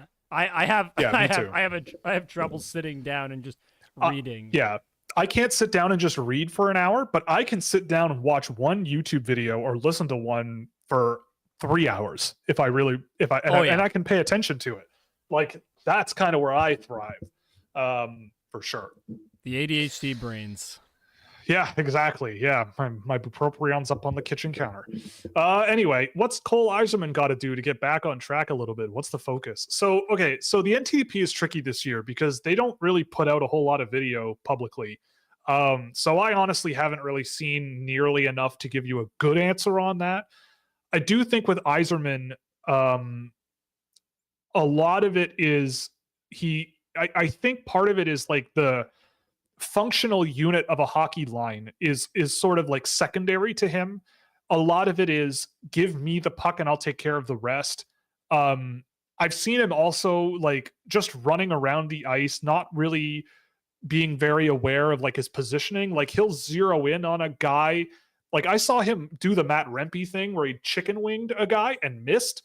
And just ignored what was happening with the puck and like stuff like that you kind of don't want to see. He's also a shooter from everywhere. Like he is not afraid to shoot from the goal line. Like if you think he's the next Connor Bedard with his shot, I can't say that I agree, but like I've done a few games on him, and every single time I come away going, how does this guy have more than a goal a game? Because he just doesn't even get the chance to shoot the puck that often in the games that I've seen. And again, I select for games against good competition as much as I can. And with Eiserman, like I think he's gotten better as the season has gone on from what I've seen of him. Like at the top prospects game, he was really good. And at the Five Nations, I thought he was really good. And I do think he's a top 15 guy for sure. But he is rough around the edges. Like there is a project there for him to adapt to the NHL, unless you want like a Arthur Kaliev style guy where he's sort of down the lineup but can really score points. And I like Arthur Kaliev. I do. I think he's a guy who deserves a little bit of more faith in him, but I also see why he's been a bit of a troubling one lately. But yeah, so for me, I mean, I to give you a better answer, I'm going to have to try to find a way to see more recent NTDP tape. But Eiserman, I think it's more of like yes, you have a lot of points, but you get there from doing a lot of things on your own and a lot through volume. Like you don't like the guy he kind of reminds me of is a more physical version of like an Oliver Wahlstrom. And I feel like with an Oliver Wahlstrom, you saw I remember when he was an NTDP guy, he was just a ruthless shooter, but from everywhere. And it was just constant over and over and overwhelming. And that just does not work past a certain point. Teams figure that out. And you got to be able to diversify things a bit. And I think Eiserman does have a bit more of that. So I'm not as concerned. But yeah, I don't know. It's a tricky one, and they haven't put out a whole bunch of tape to the services that are out there. Also, there's a comment: is Audible considered reading? Yes, to me it is. It's just through it's I'd say it's learning. Reading. It's modern reading. You listen. I say it's learning. Modern it's reading. That's what we're gonna call it. We're gonna call it modern reading. Okay, at least I will. Fair enough. You're of a different generation than me, so it's not that different of a generation than you. It's just one behind. Oh, it's different. Anyway, thoughts on Easton Cowan? Which player does he remind you of? I mean, I like Easton Cowan. I've seen him a bunch this year, from seeing Sam Dickinson a bunch and Sam O'Reilly. And the London Knights are often a team I track teams against because I think the London Knights play like very NHL style, sort of, we like to slow the pace down unless guys like Denver Barkey or Easton Cowan are on the ice, and then we just kind of let them do whatever they want. Style of play. So to me, with Cowan, I mean, I see a very smart and hardworking guy. I still think he's a player that is at his best when he has space to work with and when opponents give him space, which to me in the NHL, you do not have that luxury very often. Who does he remind me of? I don't know, honestly. I'm trying to think off the top of my head. Like last year, I had similar thoughts to him as like I do about a bunch of guys this year, where they're just very smart. You know, they move their legs enough to stay in the flow of play, and like they forecheck and back check well. And they just make good plays a lot of the time. They're not super flashy, but they make plays. I don't really know in the NHL, like if that, I don't know who that points to anyone in the NHL specifically, but just one of those dudes. Thoughts on Scott Wheeler's early 2025 ranking? Look, I don't. I'm gonna have to pull them up, but I have dabbled in the 2025 class a little bit over the course of this year. Anytime anyone asks me about rankings this early, I just go, I don't really care. Like it's not even, we're still over a year out. We're 6 months away from any of these guys even playing a lick of hockey next season. I will say I am more intrigued by next year's group than what I felt about this year's at this point last year. But that's no guarantee of anything. I think there are a lot of really interesting players though that are out there. For example, like I've really liked Jack Murtaugh with the NTDP. I've really liked bits and pieces of what I've seen of Matthew Schaefer, Cole Reshney, Will Moore, Porter Martone is one of my boys. Michael Misa has been good this year. Again, like, and these things, I always wonder what people are looking to get out of these, because they never hold up, right? Like I remember the days of Ivan Miroshnichenko being the lock at second overall, right? Or Matvei Michkov being the only guy that could hold a candle to Connor Bedard. And it's like, well, yeah, I don't know so much about that. You know, it's we got to give this stuff time. A lot of these guys are 16, right? Like what's his name? Matthew Schaefer doesn't even turn 16 or 17 until September.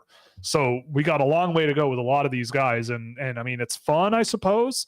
But I just kind of look at it and go, okay, I've seen this, like Emile Guité and Alex Wong. I mean, obviously those are easy targets because they're in Quebec, but I saw those guys earlier this year and I just wasn't super into them.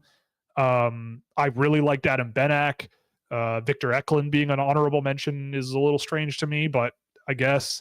But yeah, I don't know. I like Brady Martin as well. Eric Nilsson. They're all fine. But yeah, in any case, yeah, I don't really think about it too much, and I don't think people should internalize it a whole lot. It drives good traffic, I guess, is the point.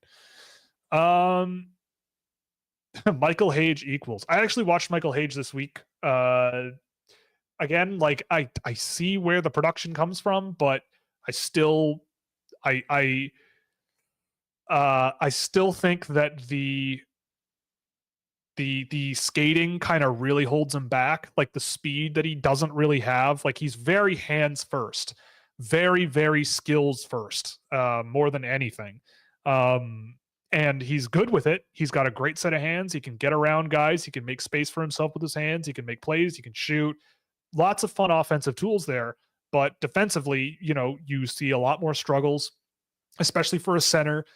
Has trouble tying up sticks in front. He is pretty small. When it comes time for that, sometimes that explosive first couple of steps can mean the difference between a clean break into your own end or you stop them at your blue line and get the puck going the other way. Far more often than not, he's not there in time. He's, a step behind. He's losing battles. So those things to me are a concern. But, maybe down the road, he probably doesn't, I don't think he projects super well as a center. But as a winger in the NHL, yeah, I could see something there. And he's a guy who maybe fills in as a center on a power play or whatever. But you draft him really for the play, getting the puck. He's a great offensive transition player, though. I will say that. And getting the puck in the offensive end is a strong point, and making plays in the offensive zone is also very strong for him. But it's just the full 200-foot game for him just kind of isn't there yet. Maybe it could. So if he's a guy that gets drafted really high, I wouldn't be surprised. I don't know if I would do it. I think I would probably wait until like 15 or 16 is gone. And I think there are other guys that are also kind of smaller guys that project as wingers in the NHL that I think I would bet on first before him. But he's a good player, and whoever drafts him, they're going to get a good prospect, and maybe there's going to be something there down the road. But he's been playing well also extremely recently. Has been, as you commented later, 47 points in 30 games from December until now. So not bad. Matvei Shervin is apparently still growing, 6'4" and counting. Where's he getting taken? So the Arizona Coyotes are going to draft him, and then they're going to say he's 6'9" in camp or something, because that's what they did with Daniil Boot. But no, in all seriousness, I could see him going in the first round, and I would not do it. I did a game of him today. He was mostly bad. The last 2 games I did of him, I felt were also not great. Like Shervin is a guy who is at his best when he's doing as little as possible. That sounds terrible, but he's a guy who, when he sits back, lets you come to him and just makes that quick little poke the puck off your stick and get it to a teammate kind of play. That's where he's really strong for me. Not much of an offensive threat, very much tunnel vision puck mover guy. Like, he needs to read his options and then just focus and go. And I just feel like with him, it's like you could coach him to be a thing, but I feel like there's a lot of room to grow for him, right? Like, he's lanky and maybe there's, he's a decent skater, so you could develop that. I can't say it's impossible, but for a guy like him and the way that he plays, I think it's a little bit limited right now. It's a little bit limited now, but, and there's just other players that are similar to him that I think I lean more in favor of than Shervin, especially over the last few months when I've sort of watched him a little bit more. I have one more game, I think, of Shervin to do. And I'll have a better read then, but I don't know. I watched him this morning and wasn't, I mean, David Phillips can come after me if he wants, but I don't know. I saw what I saw, and I will not be intimidated, especially by David. What are Berkeley Catton's pros and cons? Arguably, I would say the best puck mover in the draft overall. I say that very hesitantly because that's a loaded thing to say, but I do think that he is. I think of all of the players in the draft that makes other. Yes, Sean Munger is the guy who has the video called "The History of Modern Poop," and I watched that one too. It's incredible. You think it's going to be gross and silly? It's not.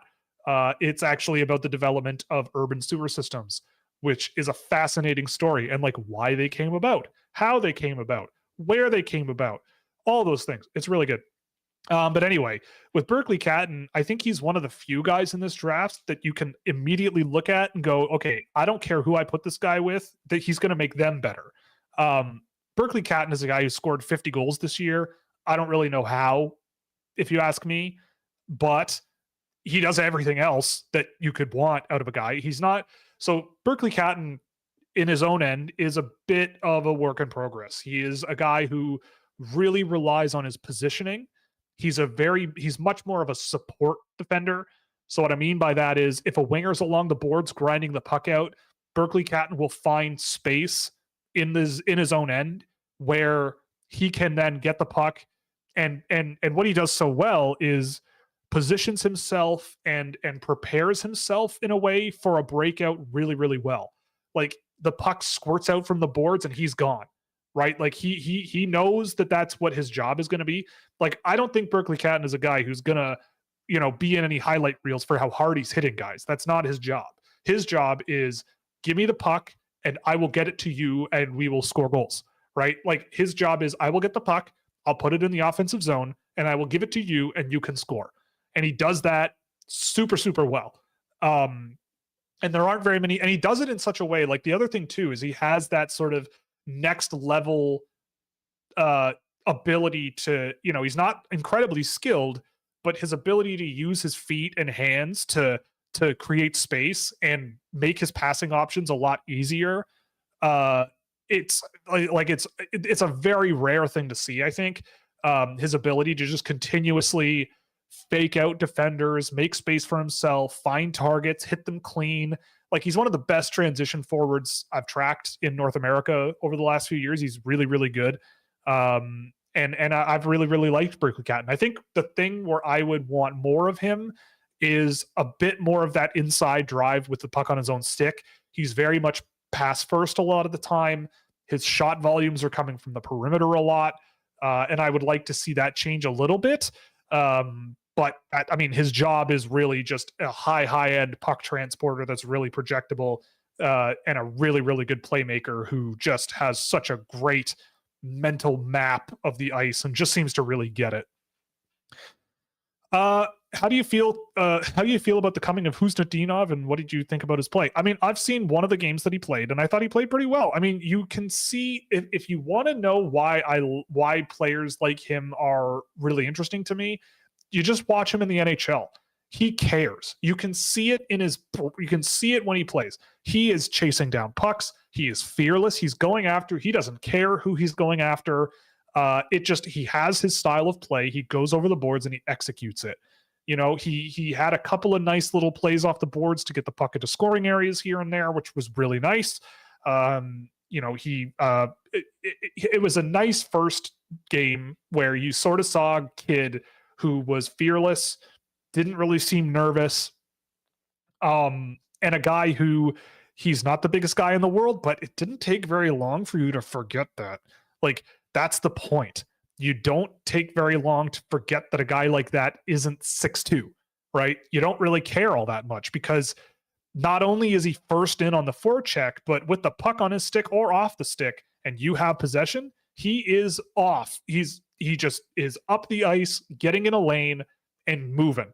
So I feel like once his line mates start to sort of adjust to the speed of his game, the tenacity of his game, all that stuff, I feel like that's a great start for him, and I feel like that would only make his situation better.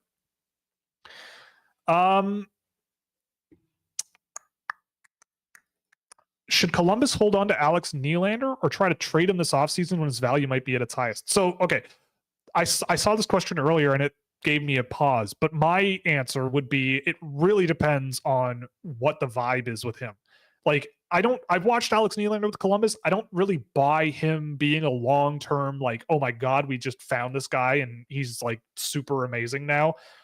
But if it's working, if he likes it there and he's cool with what the team is up to and he wants to help them get better and he has a role and it's working, of which I have no information on, then I don't see why you would trade him. And even if you did want to trade him, I don't see why anyone in the NHL would like give you a lot for him, because it's like he's been there for a few games. He'll have been in Columbus for 3 months by the time the season is over, 2 months. And so it's like, well, is an NHL team really going to go, oh my God, this guy you had for 2 months that like 4 other NHL teams had and let go for nothing is all of a sudden really good? Well, here's a second round pick or here's a third round pick, right? Like, I don't think anyone's going to do that realistically. So if it's working for Columbus and they have a guy that they like and he's fitting in with the room and all of that stuff, you don't get rid of that, right? Like, especially in Columbus where things have been a little bit rough. I'm with you. A little bit. You keep him. A little bit. And then you hope to bring in William Nylander in 9 years. Mm-hmm. That's what you do. You sign him to an 8-year deal, then re-sign him and try and convince Willie to leave Toronto after he's won his 2 cups. Right. Someone also commented about the LTIR thing. If Edmonton did it with McDavid and Draisaitl, the NHL would get something done. Yeah, like that's the point. If Edmonton could do it, they would, right? Like if it was this massive problem that was systematic, then why wouldn't Edmonton do it, right? Like why wouldn't Toronto put Austin Matthews on LTIR for the last 2 weeks of the season, right? But they don't. Or put John Tavares on LTIR. Yeah, John Tavares. Year. Yeah, exactly. Exactly. And then be free and then just get everybody back. Like they could bring back everybody. They could bring back Bertuzzi, they could bring back Samsonov. They could go and get another top 4 defenseman because they'd have all that money. But like the guys that are on LTIR legitimately need to be there a lot of the times. And so what if they sit out an extra week? People are just big mad about Vegas. They just love to hate Vegas, I think. I think that's just the thing. Oh people no! This franchise came into the league and won a championship in 6 years. Yeah, that's because they made really smart moves in the expansion draft and just were hyper aggressive, hyper aggressive. They did not care. They were so committed to winning, and they just pushed everything in and focused on it so hard, man. It was ridiculous. I like Sean Cosgrove's comment. What cut spleen? What a Sally! Walk it off. Yeah, exactly. You ever lacerated an internal organ? That's nothing, right? Yeah. Like, Matthew Tkachuk played through a broken sternum. Yeah. Get on the ice, chump. Well, I mean, and he did. But like that's God. That's I hope superhuman. I never break my sternum. Yeah, that's superhuman.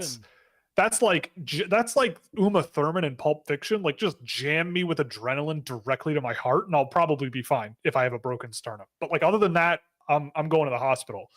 Sorry if this has been asked before. 2 years ago, there was Brad Lambert. Last year, Andrew Crystal. Who's the stud that slips to the late 20s or 30s this year? Geez, it's hard to say. Less confident with Andrew Crystal, though. Like, he's good. Yes, much less confident. There. Yeah. Much less confident. I don't know. It's hard because Brad Lambert, like, I wasn't really hearing anything about Brad Lambert being that low on the draft board until like the week of the draft. Like the amount of, it's actually crazy. The amount of things and the amount of chatter that like totally changes the landscape in the last 2 or 3 weeks of the season is crazy. Like like Tyler Boucher, top 10, right? Like that, there was talk of him being a first round pick in like the week leading up to the draft, and then he went 10th overall, right? Like sometimes it's like this happens with like elections, right? People think that elections, they know how it's going to go, and then in the last week things wildly shift, and even on the day of the election things wildly shift from what your expectations are. So I don't know, but if I had to be a betting man, I mean, Brad Lambert on average, I believe, was ranked around 12th in my work, if you include, and that includes my rankings. So we'll say 13 or 14. So guys that are ranked around there on average, yeah, like Adam Jiricek might be the one because he's been injured. I might put Trevor Connolly might be the one. I mean, there's other reasons for that, but I think Trevor Connolly is a guy that might slip in the draft for not just the reasons that everyone knows. I think just the way he plays and everything is a little strange, and he might be a guy that slips a little bit, but I doubt it. I don't know. I don't really know if there's going to be any like that, because Brad Lambert was like such an extreme example of some weird case study that I don't really feel similarly about anybody. Because people aren't like the people that I'm really high on. Generally, people aren't like telling me that they're bad, right? Like Alphonse Frey, most people say to me like, yeah, I like him, but like top 10 is nuts. And I'm going, yeah, okay, but like he's really good though, right? And they're like, well, yeah, he's a good offensive defenseman and whatever, but what about this and this? And I'm like, yeah, I know, but he's really, really good, right? And they go, well, yeah, but so I'm like, okay, well, I'm going to put him with the other really, really, really good players and just draft him at 42, right? Like, cool. So there's like those types of guys, sure, but like Brad Lambert, it was like some people were like, I don't know, would I'd take him in the third round, maybe? It's like, what? Like, okay, like, all right, like, sure, but I don't think there's any of that really this year, at least. In your mind, what would be the proper amount of games a prospect should get in a draft year and time on ice so as to get a prospect to play and build skills without burning out? I mean, I will say that the CHL is too long. I think that that's a little bit crazy. I don't think the USHL is as long, but it is also long. I do really like the NCAA, where you play around 40 games in a season, I believe, and then you do your tournaments. I probably would want something maybe in the middle of the NCAA and like, USHL, CHL, like 50 games. Like those European leagues, I think kind of have a nice balance. Like Sweden and Finland, I think they play 50, 52 games, Czechia, I think plays around that amount too. Like I really like that sort of vibe. In terms of time on ice, I mean, honestly, I've seen guys play 7 minutes a night in a season and turn out fine. It's a matter of I would rather, I mean, AJ, you could disagree with me, but I feel like I'd rather see a good prospect play 8 minutes against men than 20 minutes against juniors. Like that's where I sort of come down on it. It's like the quality of competition kind of matters more.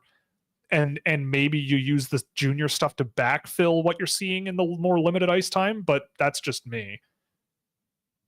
Yeah.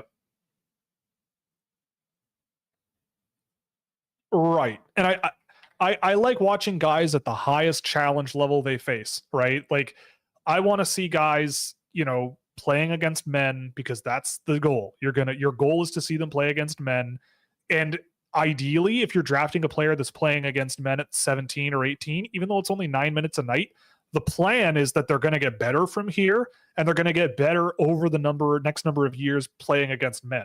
And I would much rather them get better playing against men than getting better playing against other children that are younger than them.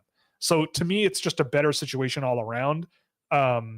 And yeah, so time on ice, I'm not super concerned about unless they're playing like 2 minutes. Then that's, not really useful at all. I still watch it. When guys play a minute and a half, 2, 3, 4, 5 minutes, I still watch it.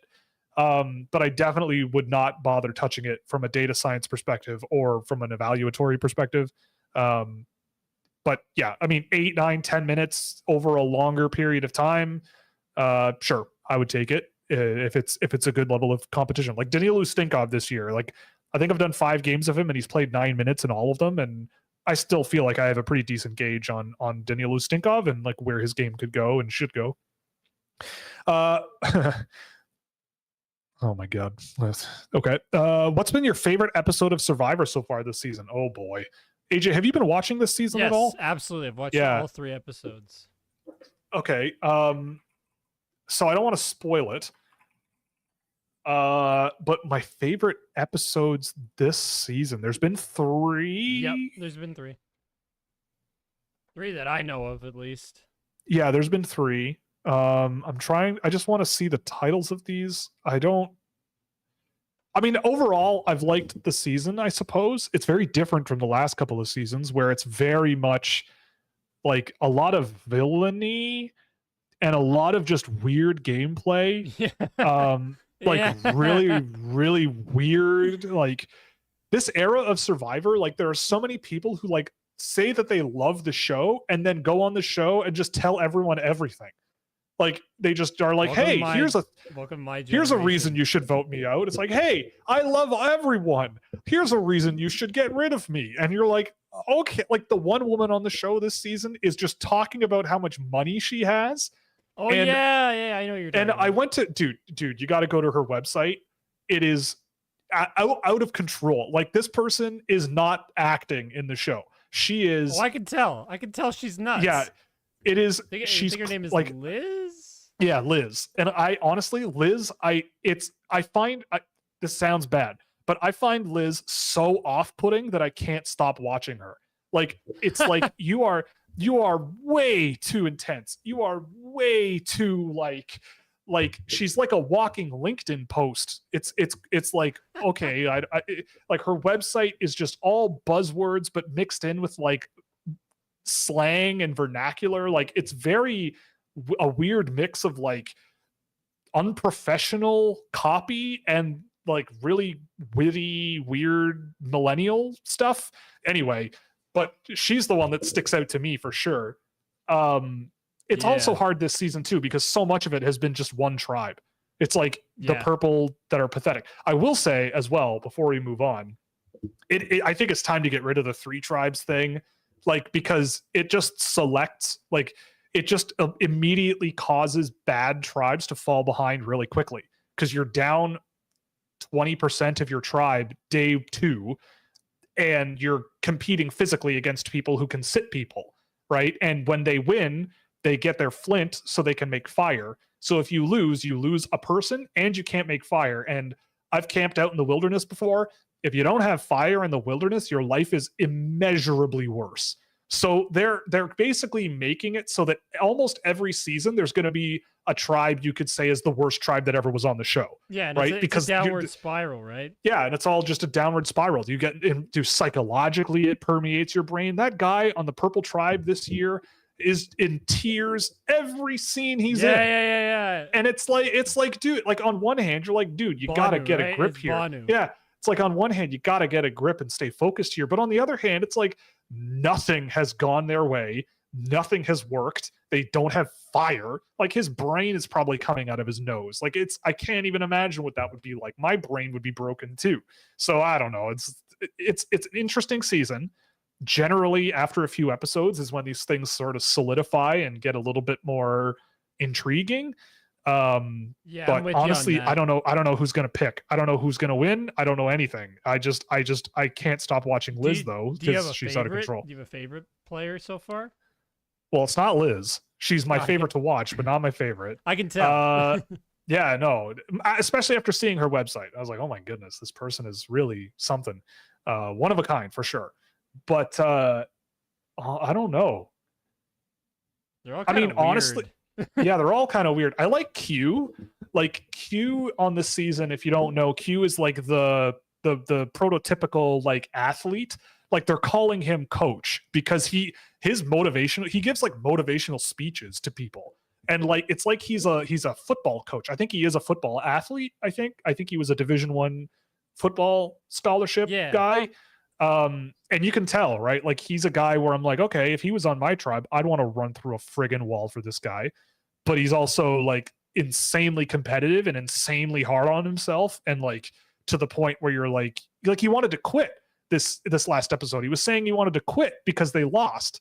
And it's like, no, like you lose sometimes, but like, why you want us to vote you out? Like, that doesn't make any sense. Like, we need you, buddy. Like, what, but he was so in the dumps that whatever. So, but overall, I hope that was sort of like a come to Jesus moment for him. And from here on out, he gets there. What about you? I like Ben. I like Mr. Oh yes, Ben the Rocker. Yes, Ben the Rocker. Not that I identify with him in any way, but a little neither bit. Do I. But a little bit. Yeah, a little bit there's too. There's something really good spirited about him, and I love that he loves Nick. He idolizes Nick Cage so much. I just find that so funny. Yeah, it's the ADHD, man. It's us ADHD people resonating with him. He absolutely has some sort of. He's one of us. He's one of us. Yeah, he's one of them. Yeah, for sure, he is. Yeah, he's an admirable guy. Okay, how come Canada hasn't won a Stanley Cup in 30 years? AJ, do you have an answer for this? Because I feel like you do. Yes. It's a we suck? No, it's a numbers game. How many Canadian teams are there in the NHL? 7. How many franchises are there in the NHL? 32. That's your answer. Well, I have a finish. No, but that's it. That's like, it's a numbers game. What's the odds of that? Like, what's 7 divided by 32? It should have happened once, right? Probably. Like in 30 years, statistically, when there's 7 teams, one should have won by now. Right. But I will say Canadian teams have been to the Cup final. They just haven't won. It happens surprised. Like Edmonton went a few in the 2000s. Ottawa was there as well. Montreal was there. Vancouver in 2011. Yeah. Teams go. They've been close. But they don't. They just don't win. They've been close. I would say also that by and large, I think that the psychological aspect of an American team having to do a lot more work to be successful financially makes those teams make better decisions because they have to survive. Whereas in Canada, I mean, just ask the Toronto Maple Leafs of years ago. Like you could put a team full of dogs on the ice and you'd sell out the arena, right? So you can just coast along and do whatever you want. You're going to be one of the most valuable teams in the league. Whereas I think a lot of teams in the States kind of go, no, we have to make really good decisions to make sure that we keep bums in seats. Because if we don't have bums in seats, we're dead. And if we're not good, we're not going to have bums in seats. So I don't know. I feel like there's some sort of psychological thing behind that just because of how futile a lot of Canadian teams have been. Like Vancouver was one of the worst teams in the league before this season for a number of years. Like if you combine multiple years together, Montreal's been in the dumps more often than they haven't been since Carey Price and PK Subban's generation left. And before that, Toronto was even when they went on their cup run, they were not that good. No, but I mean like years before that, like when they were going to the cup, the conference finals, and they went pretty deep a few times with Subban and Price. But like after that, and even considering like their finals run, like they weren't very good. Yeah, no, and like Toronto was awful for most of my life, far more often than not in my life. So yeah, I think that there's a lot that goes on there, but yeah, it's also just a numbers game. And again, Canadian teams have been to the Stanley Cup final. They just haven't won. Also, Brian, you're wrong. Has Winnipeg been to a Stanley Cup final? It's true. They haven't. What an idiot. Yeah. We should ban them. That's why should you're we ban and Brian Stewart. Yeah, exactly. What are some limitations in Zane Parekh that are keeping him from conversations being in the top 5? AJ, that's a name that you are going to adore. I've seen him. yeah. It's I was doesn't. not happy when I saw him. I was big sad. The limitations are you have a defenseman who does not defend. Are you draft like, and it's not like, I would be more forgiving if the skating were like elite level and he just doesn't use it defensively, right? Like that's like a Quinn Hughes kind of profile, and Zane Parekh is not Quinn Hughes. Quinn Hughes used his skating ability and mobility to become a better defender over the years. Parekh needs to not only become a better skater in order to make himself a better defender, but also gain the will to defend, right? Like it just a lot of the time is not there for him. Zane Parekh also like I think I have like 80 minutes of track data for him, and so much of his offense comes from just putting the puck on net. Like so much of it. So either that points. Exactly. Or you go D to D and something happens from there, right? Like there's a lot of that with Parekh. And to me, I just kind of go, to me, is he a first round pick? Sure. Like you take the bet on him at some point, but he's in like my 20s right now, just because I feel like I've seen guys like him come and go over the years, and very often like guys like an Adam Boqvist, very skill first, but not much defending, not much in the way of skating ability. I mean, he's good, but he's not great. Jake Bean is another one. Ty Smith is another one. It's just, I think he's a tough one to project. But he's the guy who I think could be, a guy who scores points in the NHL, but you want to pull your hair out a lot of the time when you're watching him. Mid first round potential first line player. I mean, there won't be any. I mean, maybe Cole Yzerman could be a first line player if everything goes well and he goes in the mid first, something like that.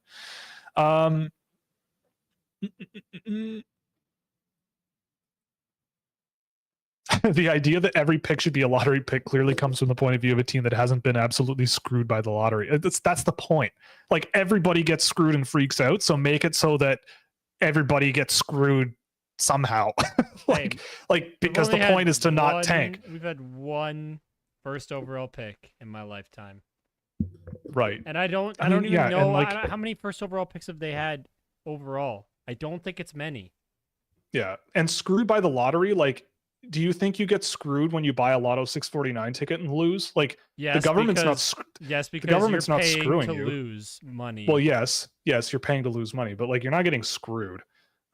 It's just you're part of a lottery. The point of the lottery is to prevent teams from purposefully losing, and by making every pick a lottery pick, you exacerbate that.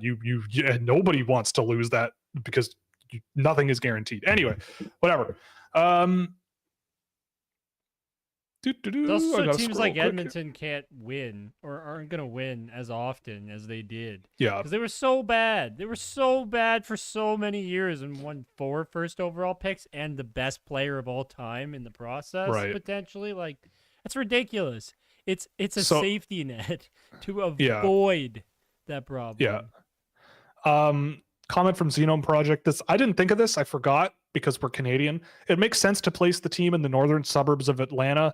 Alpharetta is the dead center of all the white parts of Atlanta. That is a very good point too, because we're Canadian. We don't really have the sort of racial, like, I don't want to say the word segregation, but that context of like the suburbs in American cities often are very, very white.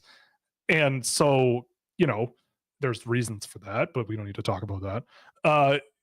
But that does make a lot of sense. Like, you put them where the likely hockey fans would be. I say that gritting my teeth a little bit, but if that's the case, then so be it, right? Like, if there are people in the suburbs who, they live in the suburbs, they probably are wealthier generally, and at least in American cities generally. Around where the people who can afford to go to games are. Yes. And here in Toronto, like, I've grown up in Toronto, so I'm not used to that at all. Like, suburbs in Toronto are all over the place. Yeah, like, I live all in over the place. Yeah, like, it's all over the place. Like, it isn't like the same really at all. Like, I couldn't tell you what suburbs lean which direction of ethnicity. I just couldn't. Let alone what the city of Toronto is. That's just everybody lives in Toronto. They're kind of mixed. A lot. Yeah, they're all kind of mixed. Yeah. I mean, there are some that are like really heavy, like Sikh populations, and anyway, it doesn't matter. Is more yeah, Indian, but yeah, like where I am, Etobicoke's got some Italians. It's got a bit of that, especially in the Woodbridge area. Like, Woodbridge is its own separate thing, but it's a bit of a mix here. Yeah, for sure. A lot of people talking about how awful traffic is in Atlanta. Come to Toronto. Come to Toronto. Yeah. 2 teams in LA. So it is now 10. Let's it's now time for the rapid fire. Oh, there's a lot to rapid fire through. Okay, let's go quick. Thoughts on Oleg Trofimchuk from Spartak system? Haven't seen him. Bonus Russian prospect. Have you seen Artur Faizov? I have. I don't think there's much there. I don't want to mess with hockey. Neither do I.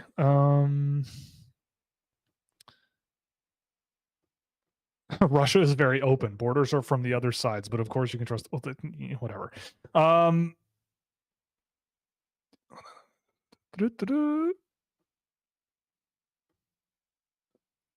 like watching in person because I can read the ice better. AJ, is there anything that you see that you would like answered right away? I can't see a chat because my Brian Stewart not working in that. Okay. And Brian Stewart, can you tell us your highly detailed thoughts and rankings for the 2025 draft? Thanks. Yeah, your dad's going first overall. Wow, fantastic. Is the 2025 draft looking to be deeper than this year's? I mean, my initial thoughts are maybe yes, potentially, but my brain changes its mind very, very often. Very, very often. Lindstrom, Demidov, and Catton, how do you rank them in terms of floor and ceiling in your own projection? So to me, I think with Lindstrom, the floor is pretty high and the ceiling is pretty high. I think Catton's floor might be a little lower, but the ceiling is really high. And Demidov, I think that floor concern is kind of going away from me. I think he could be spectacular. At least a sort of maybe an annoying superstar, like a guy who just kills it, and then maybe you want a little bit more out of him sometimes. I hope that helps. Who's the projected number 1 next year? I mean, everybody's saying James Haggins. I'm not so quick to jump on that bus, but I don't know who else I'd throw in there. So hopefully that answers your question, which it definitely doesn't. Is Alex Nylander the new Carter Verhaeghe? I can't tell you that. Probably not. If Columbus gets a high pick and could trade back in the first for Adam Jiricek to reunite with his brother, that would be a fun storyline. I mean, yeah, they might be able to just draft him with a later pick in the draft. And then they don't have to trade Pascal away. Vincent can also call him like a 13-year-old girl or whatever it was. Yeah. How much do you value Dickinson being 8 months younger than Shai Buya or Zeev Buya and Artyom Levchinov? It matters. I think it matters. It's something to keep in mind. Especially when the birth year is different. I think it's not so much the 8 months, but the birth year being different matters. Especially, but I mean, the other thing to consider is that Buyam and Levchinov are playing against better competition or higher, older, more physically developed competition than Dickinson ever will before he goes to the AHL. And I think that's another thing that might counterbalance that difference in age. So the visually impaired consider audible reading. There you go. There's a thing. Well, it's like my grandmother who's losing her sight. That's that's her reading. And George Costanza read books, but did books on tape by getting through Blind Guy, I think. Anyway, should Victor Eklund be an honorable mention or below? I thought, or above. I would probably have him on a numbered list, but it's also 2024. You've been hired to be the next GM of the Columbus Blue Jackets. What are your offseason moves? I don't know. Dump Eric Goodbranson. Yep. That's the number one. Figure out what the heck is going on with the top guy. Like, you got to figure out what's going on with Gaudreau and Line. I hope Line A gets what he needs and comes back better. But you got to figure out what's going on with Johnny Gaudreau. That's like, you just have him, just sit him down and go, buddy, what do you need? Like, what's going on here? Like, we need more than this. I'm not mad. We just need to figure this out. But that's probably where I would start. Yeah. And then draft really, really good. Draft a bunch of future NHL superstars. They did pretty well in the draft last year, so. They did. When is Caden Lindstrom coming back? I do not know. But he is a very exciting player. You are correct. Believe it or not, Goodbranson has been fine. Yes, he's been fine until he's not. His play with the puck, I find, is just a detriment. Anytime but defensively, he's been awful. He's not been great. I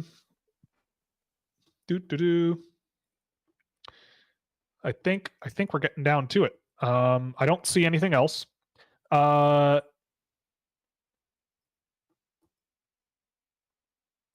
Yeah, okay. This is late, but regarding the lottery, both Columbus and Arizona have mathematically hit the level where both teams have won the lottery at least once more than they. Okay, well, I don't know. This is what I mean. Like, we can complain about stuff all the time. Whatever. I don't know. The lottery, look, it is, the odds are right in front of you in the draft lottery. You have a 20 or 25% chance of winning. Those are bad odds. Like, you're not getting screwed. Teams aren't getting screwed. And this is all just probability. I work in mathematics.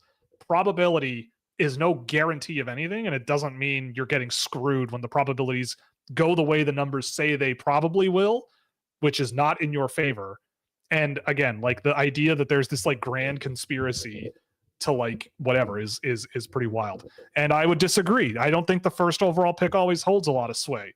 This year, if I don't get Macklin Celebrini, fine. Okay, I'll find another player. I'll lick my wounds. I'll find another player and figure it out. That's your job, right? Your job is not to suck and get the first overall pick. That should not be your job. If you get the first overall pick, then great. But all you do by sucking is giving yourself an 80% chance of losing the lottery, which doesn't make any sense to me. So to me, I just let the chips fall where they may, and I just can't stand all the changes that people make and all the complaining people do. Someone's going to be upset every single year. It's gonna happen. It's a skill issue. Your team is not good at making picks, or they're not good at putting a good roster together. It's one or the other. Yeah. Get good. I think Sean said it earlier. Get good. Yeah, right? It is. Like, it's get good. Get good. And getting the first overall pick is no guarantee that you're going to get good. Look at the New Jersey Devils. They have Jack Hughes, and they're still not in the playoffs, right? They're a good team that's been derailed by injuries, to be fair. Yeah, but I'm just, the facts are the facts. They're a team that drafted first overall, and 5 years later, it's more like, look at the New York Rangers. They got Alexi Lafreniere. He's a good player. And Capo Caco second. Yeah, they're good players, but are they game changers? No, not really. Like, Lafreniere is playing on the top line and has like 30 points this year, 40 points. Yeah, I think. and I remember when Red Wings fans were outraged that they didn't get the first overall pick, and they have the better player in Lucas Raymond. Yeah, they got the Anyway, I think that'll be it for tonight. Thank you so much for joining us. Of course, we are brought to you by Fanatics. You can use the affiliate link below or scan the QR code in the video stream to provide a kickback to the show on anything you buy in the store. We're also brought to you by Puck Preps Hockey, where you can get all your NCAA and CHL prospect needs. Fractal Hockey Consulting, which is my business for hand-tracked targeted player analysis and recruitment packages dedicated to basically any of your organization's needs. And you can also subscribe to Scouching.ca and get exclusive access to innovative data tools with unparalleled insights into draft prospects and players making their way into the National Hockey League. And stay tuned for all the subscriber exclusives that are coming in the next few weeks over there that the public will be getting much later on. So thank you for joining me, Mr. Jaro. Thank you very much. Job. Yep. But anyway, thank you for joining me, all of you. This was lovely, as always. And we'll see you on Thursday at 2 p.m. for yet another installment. It's a good time. We'll see you then. Go Leafs, go. Good night.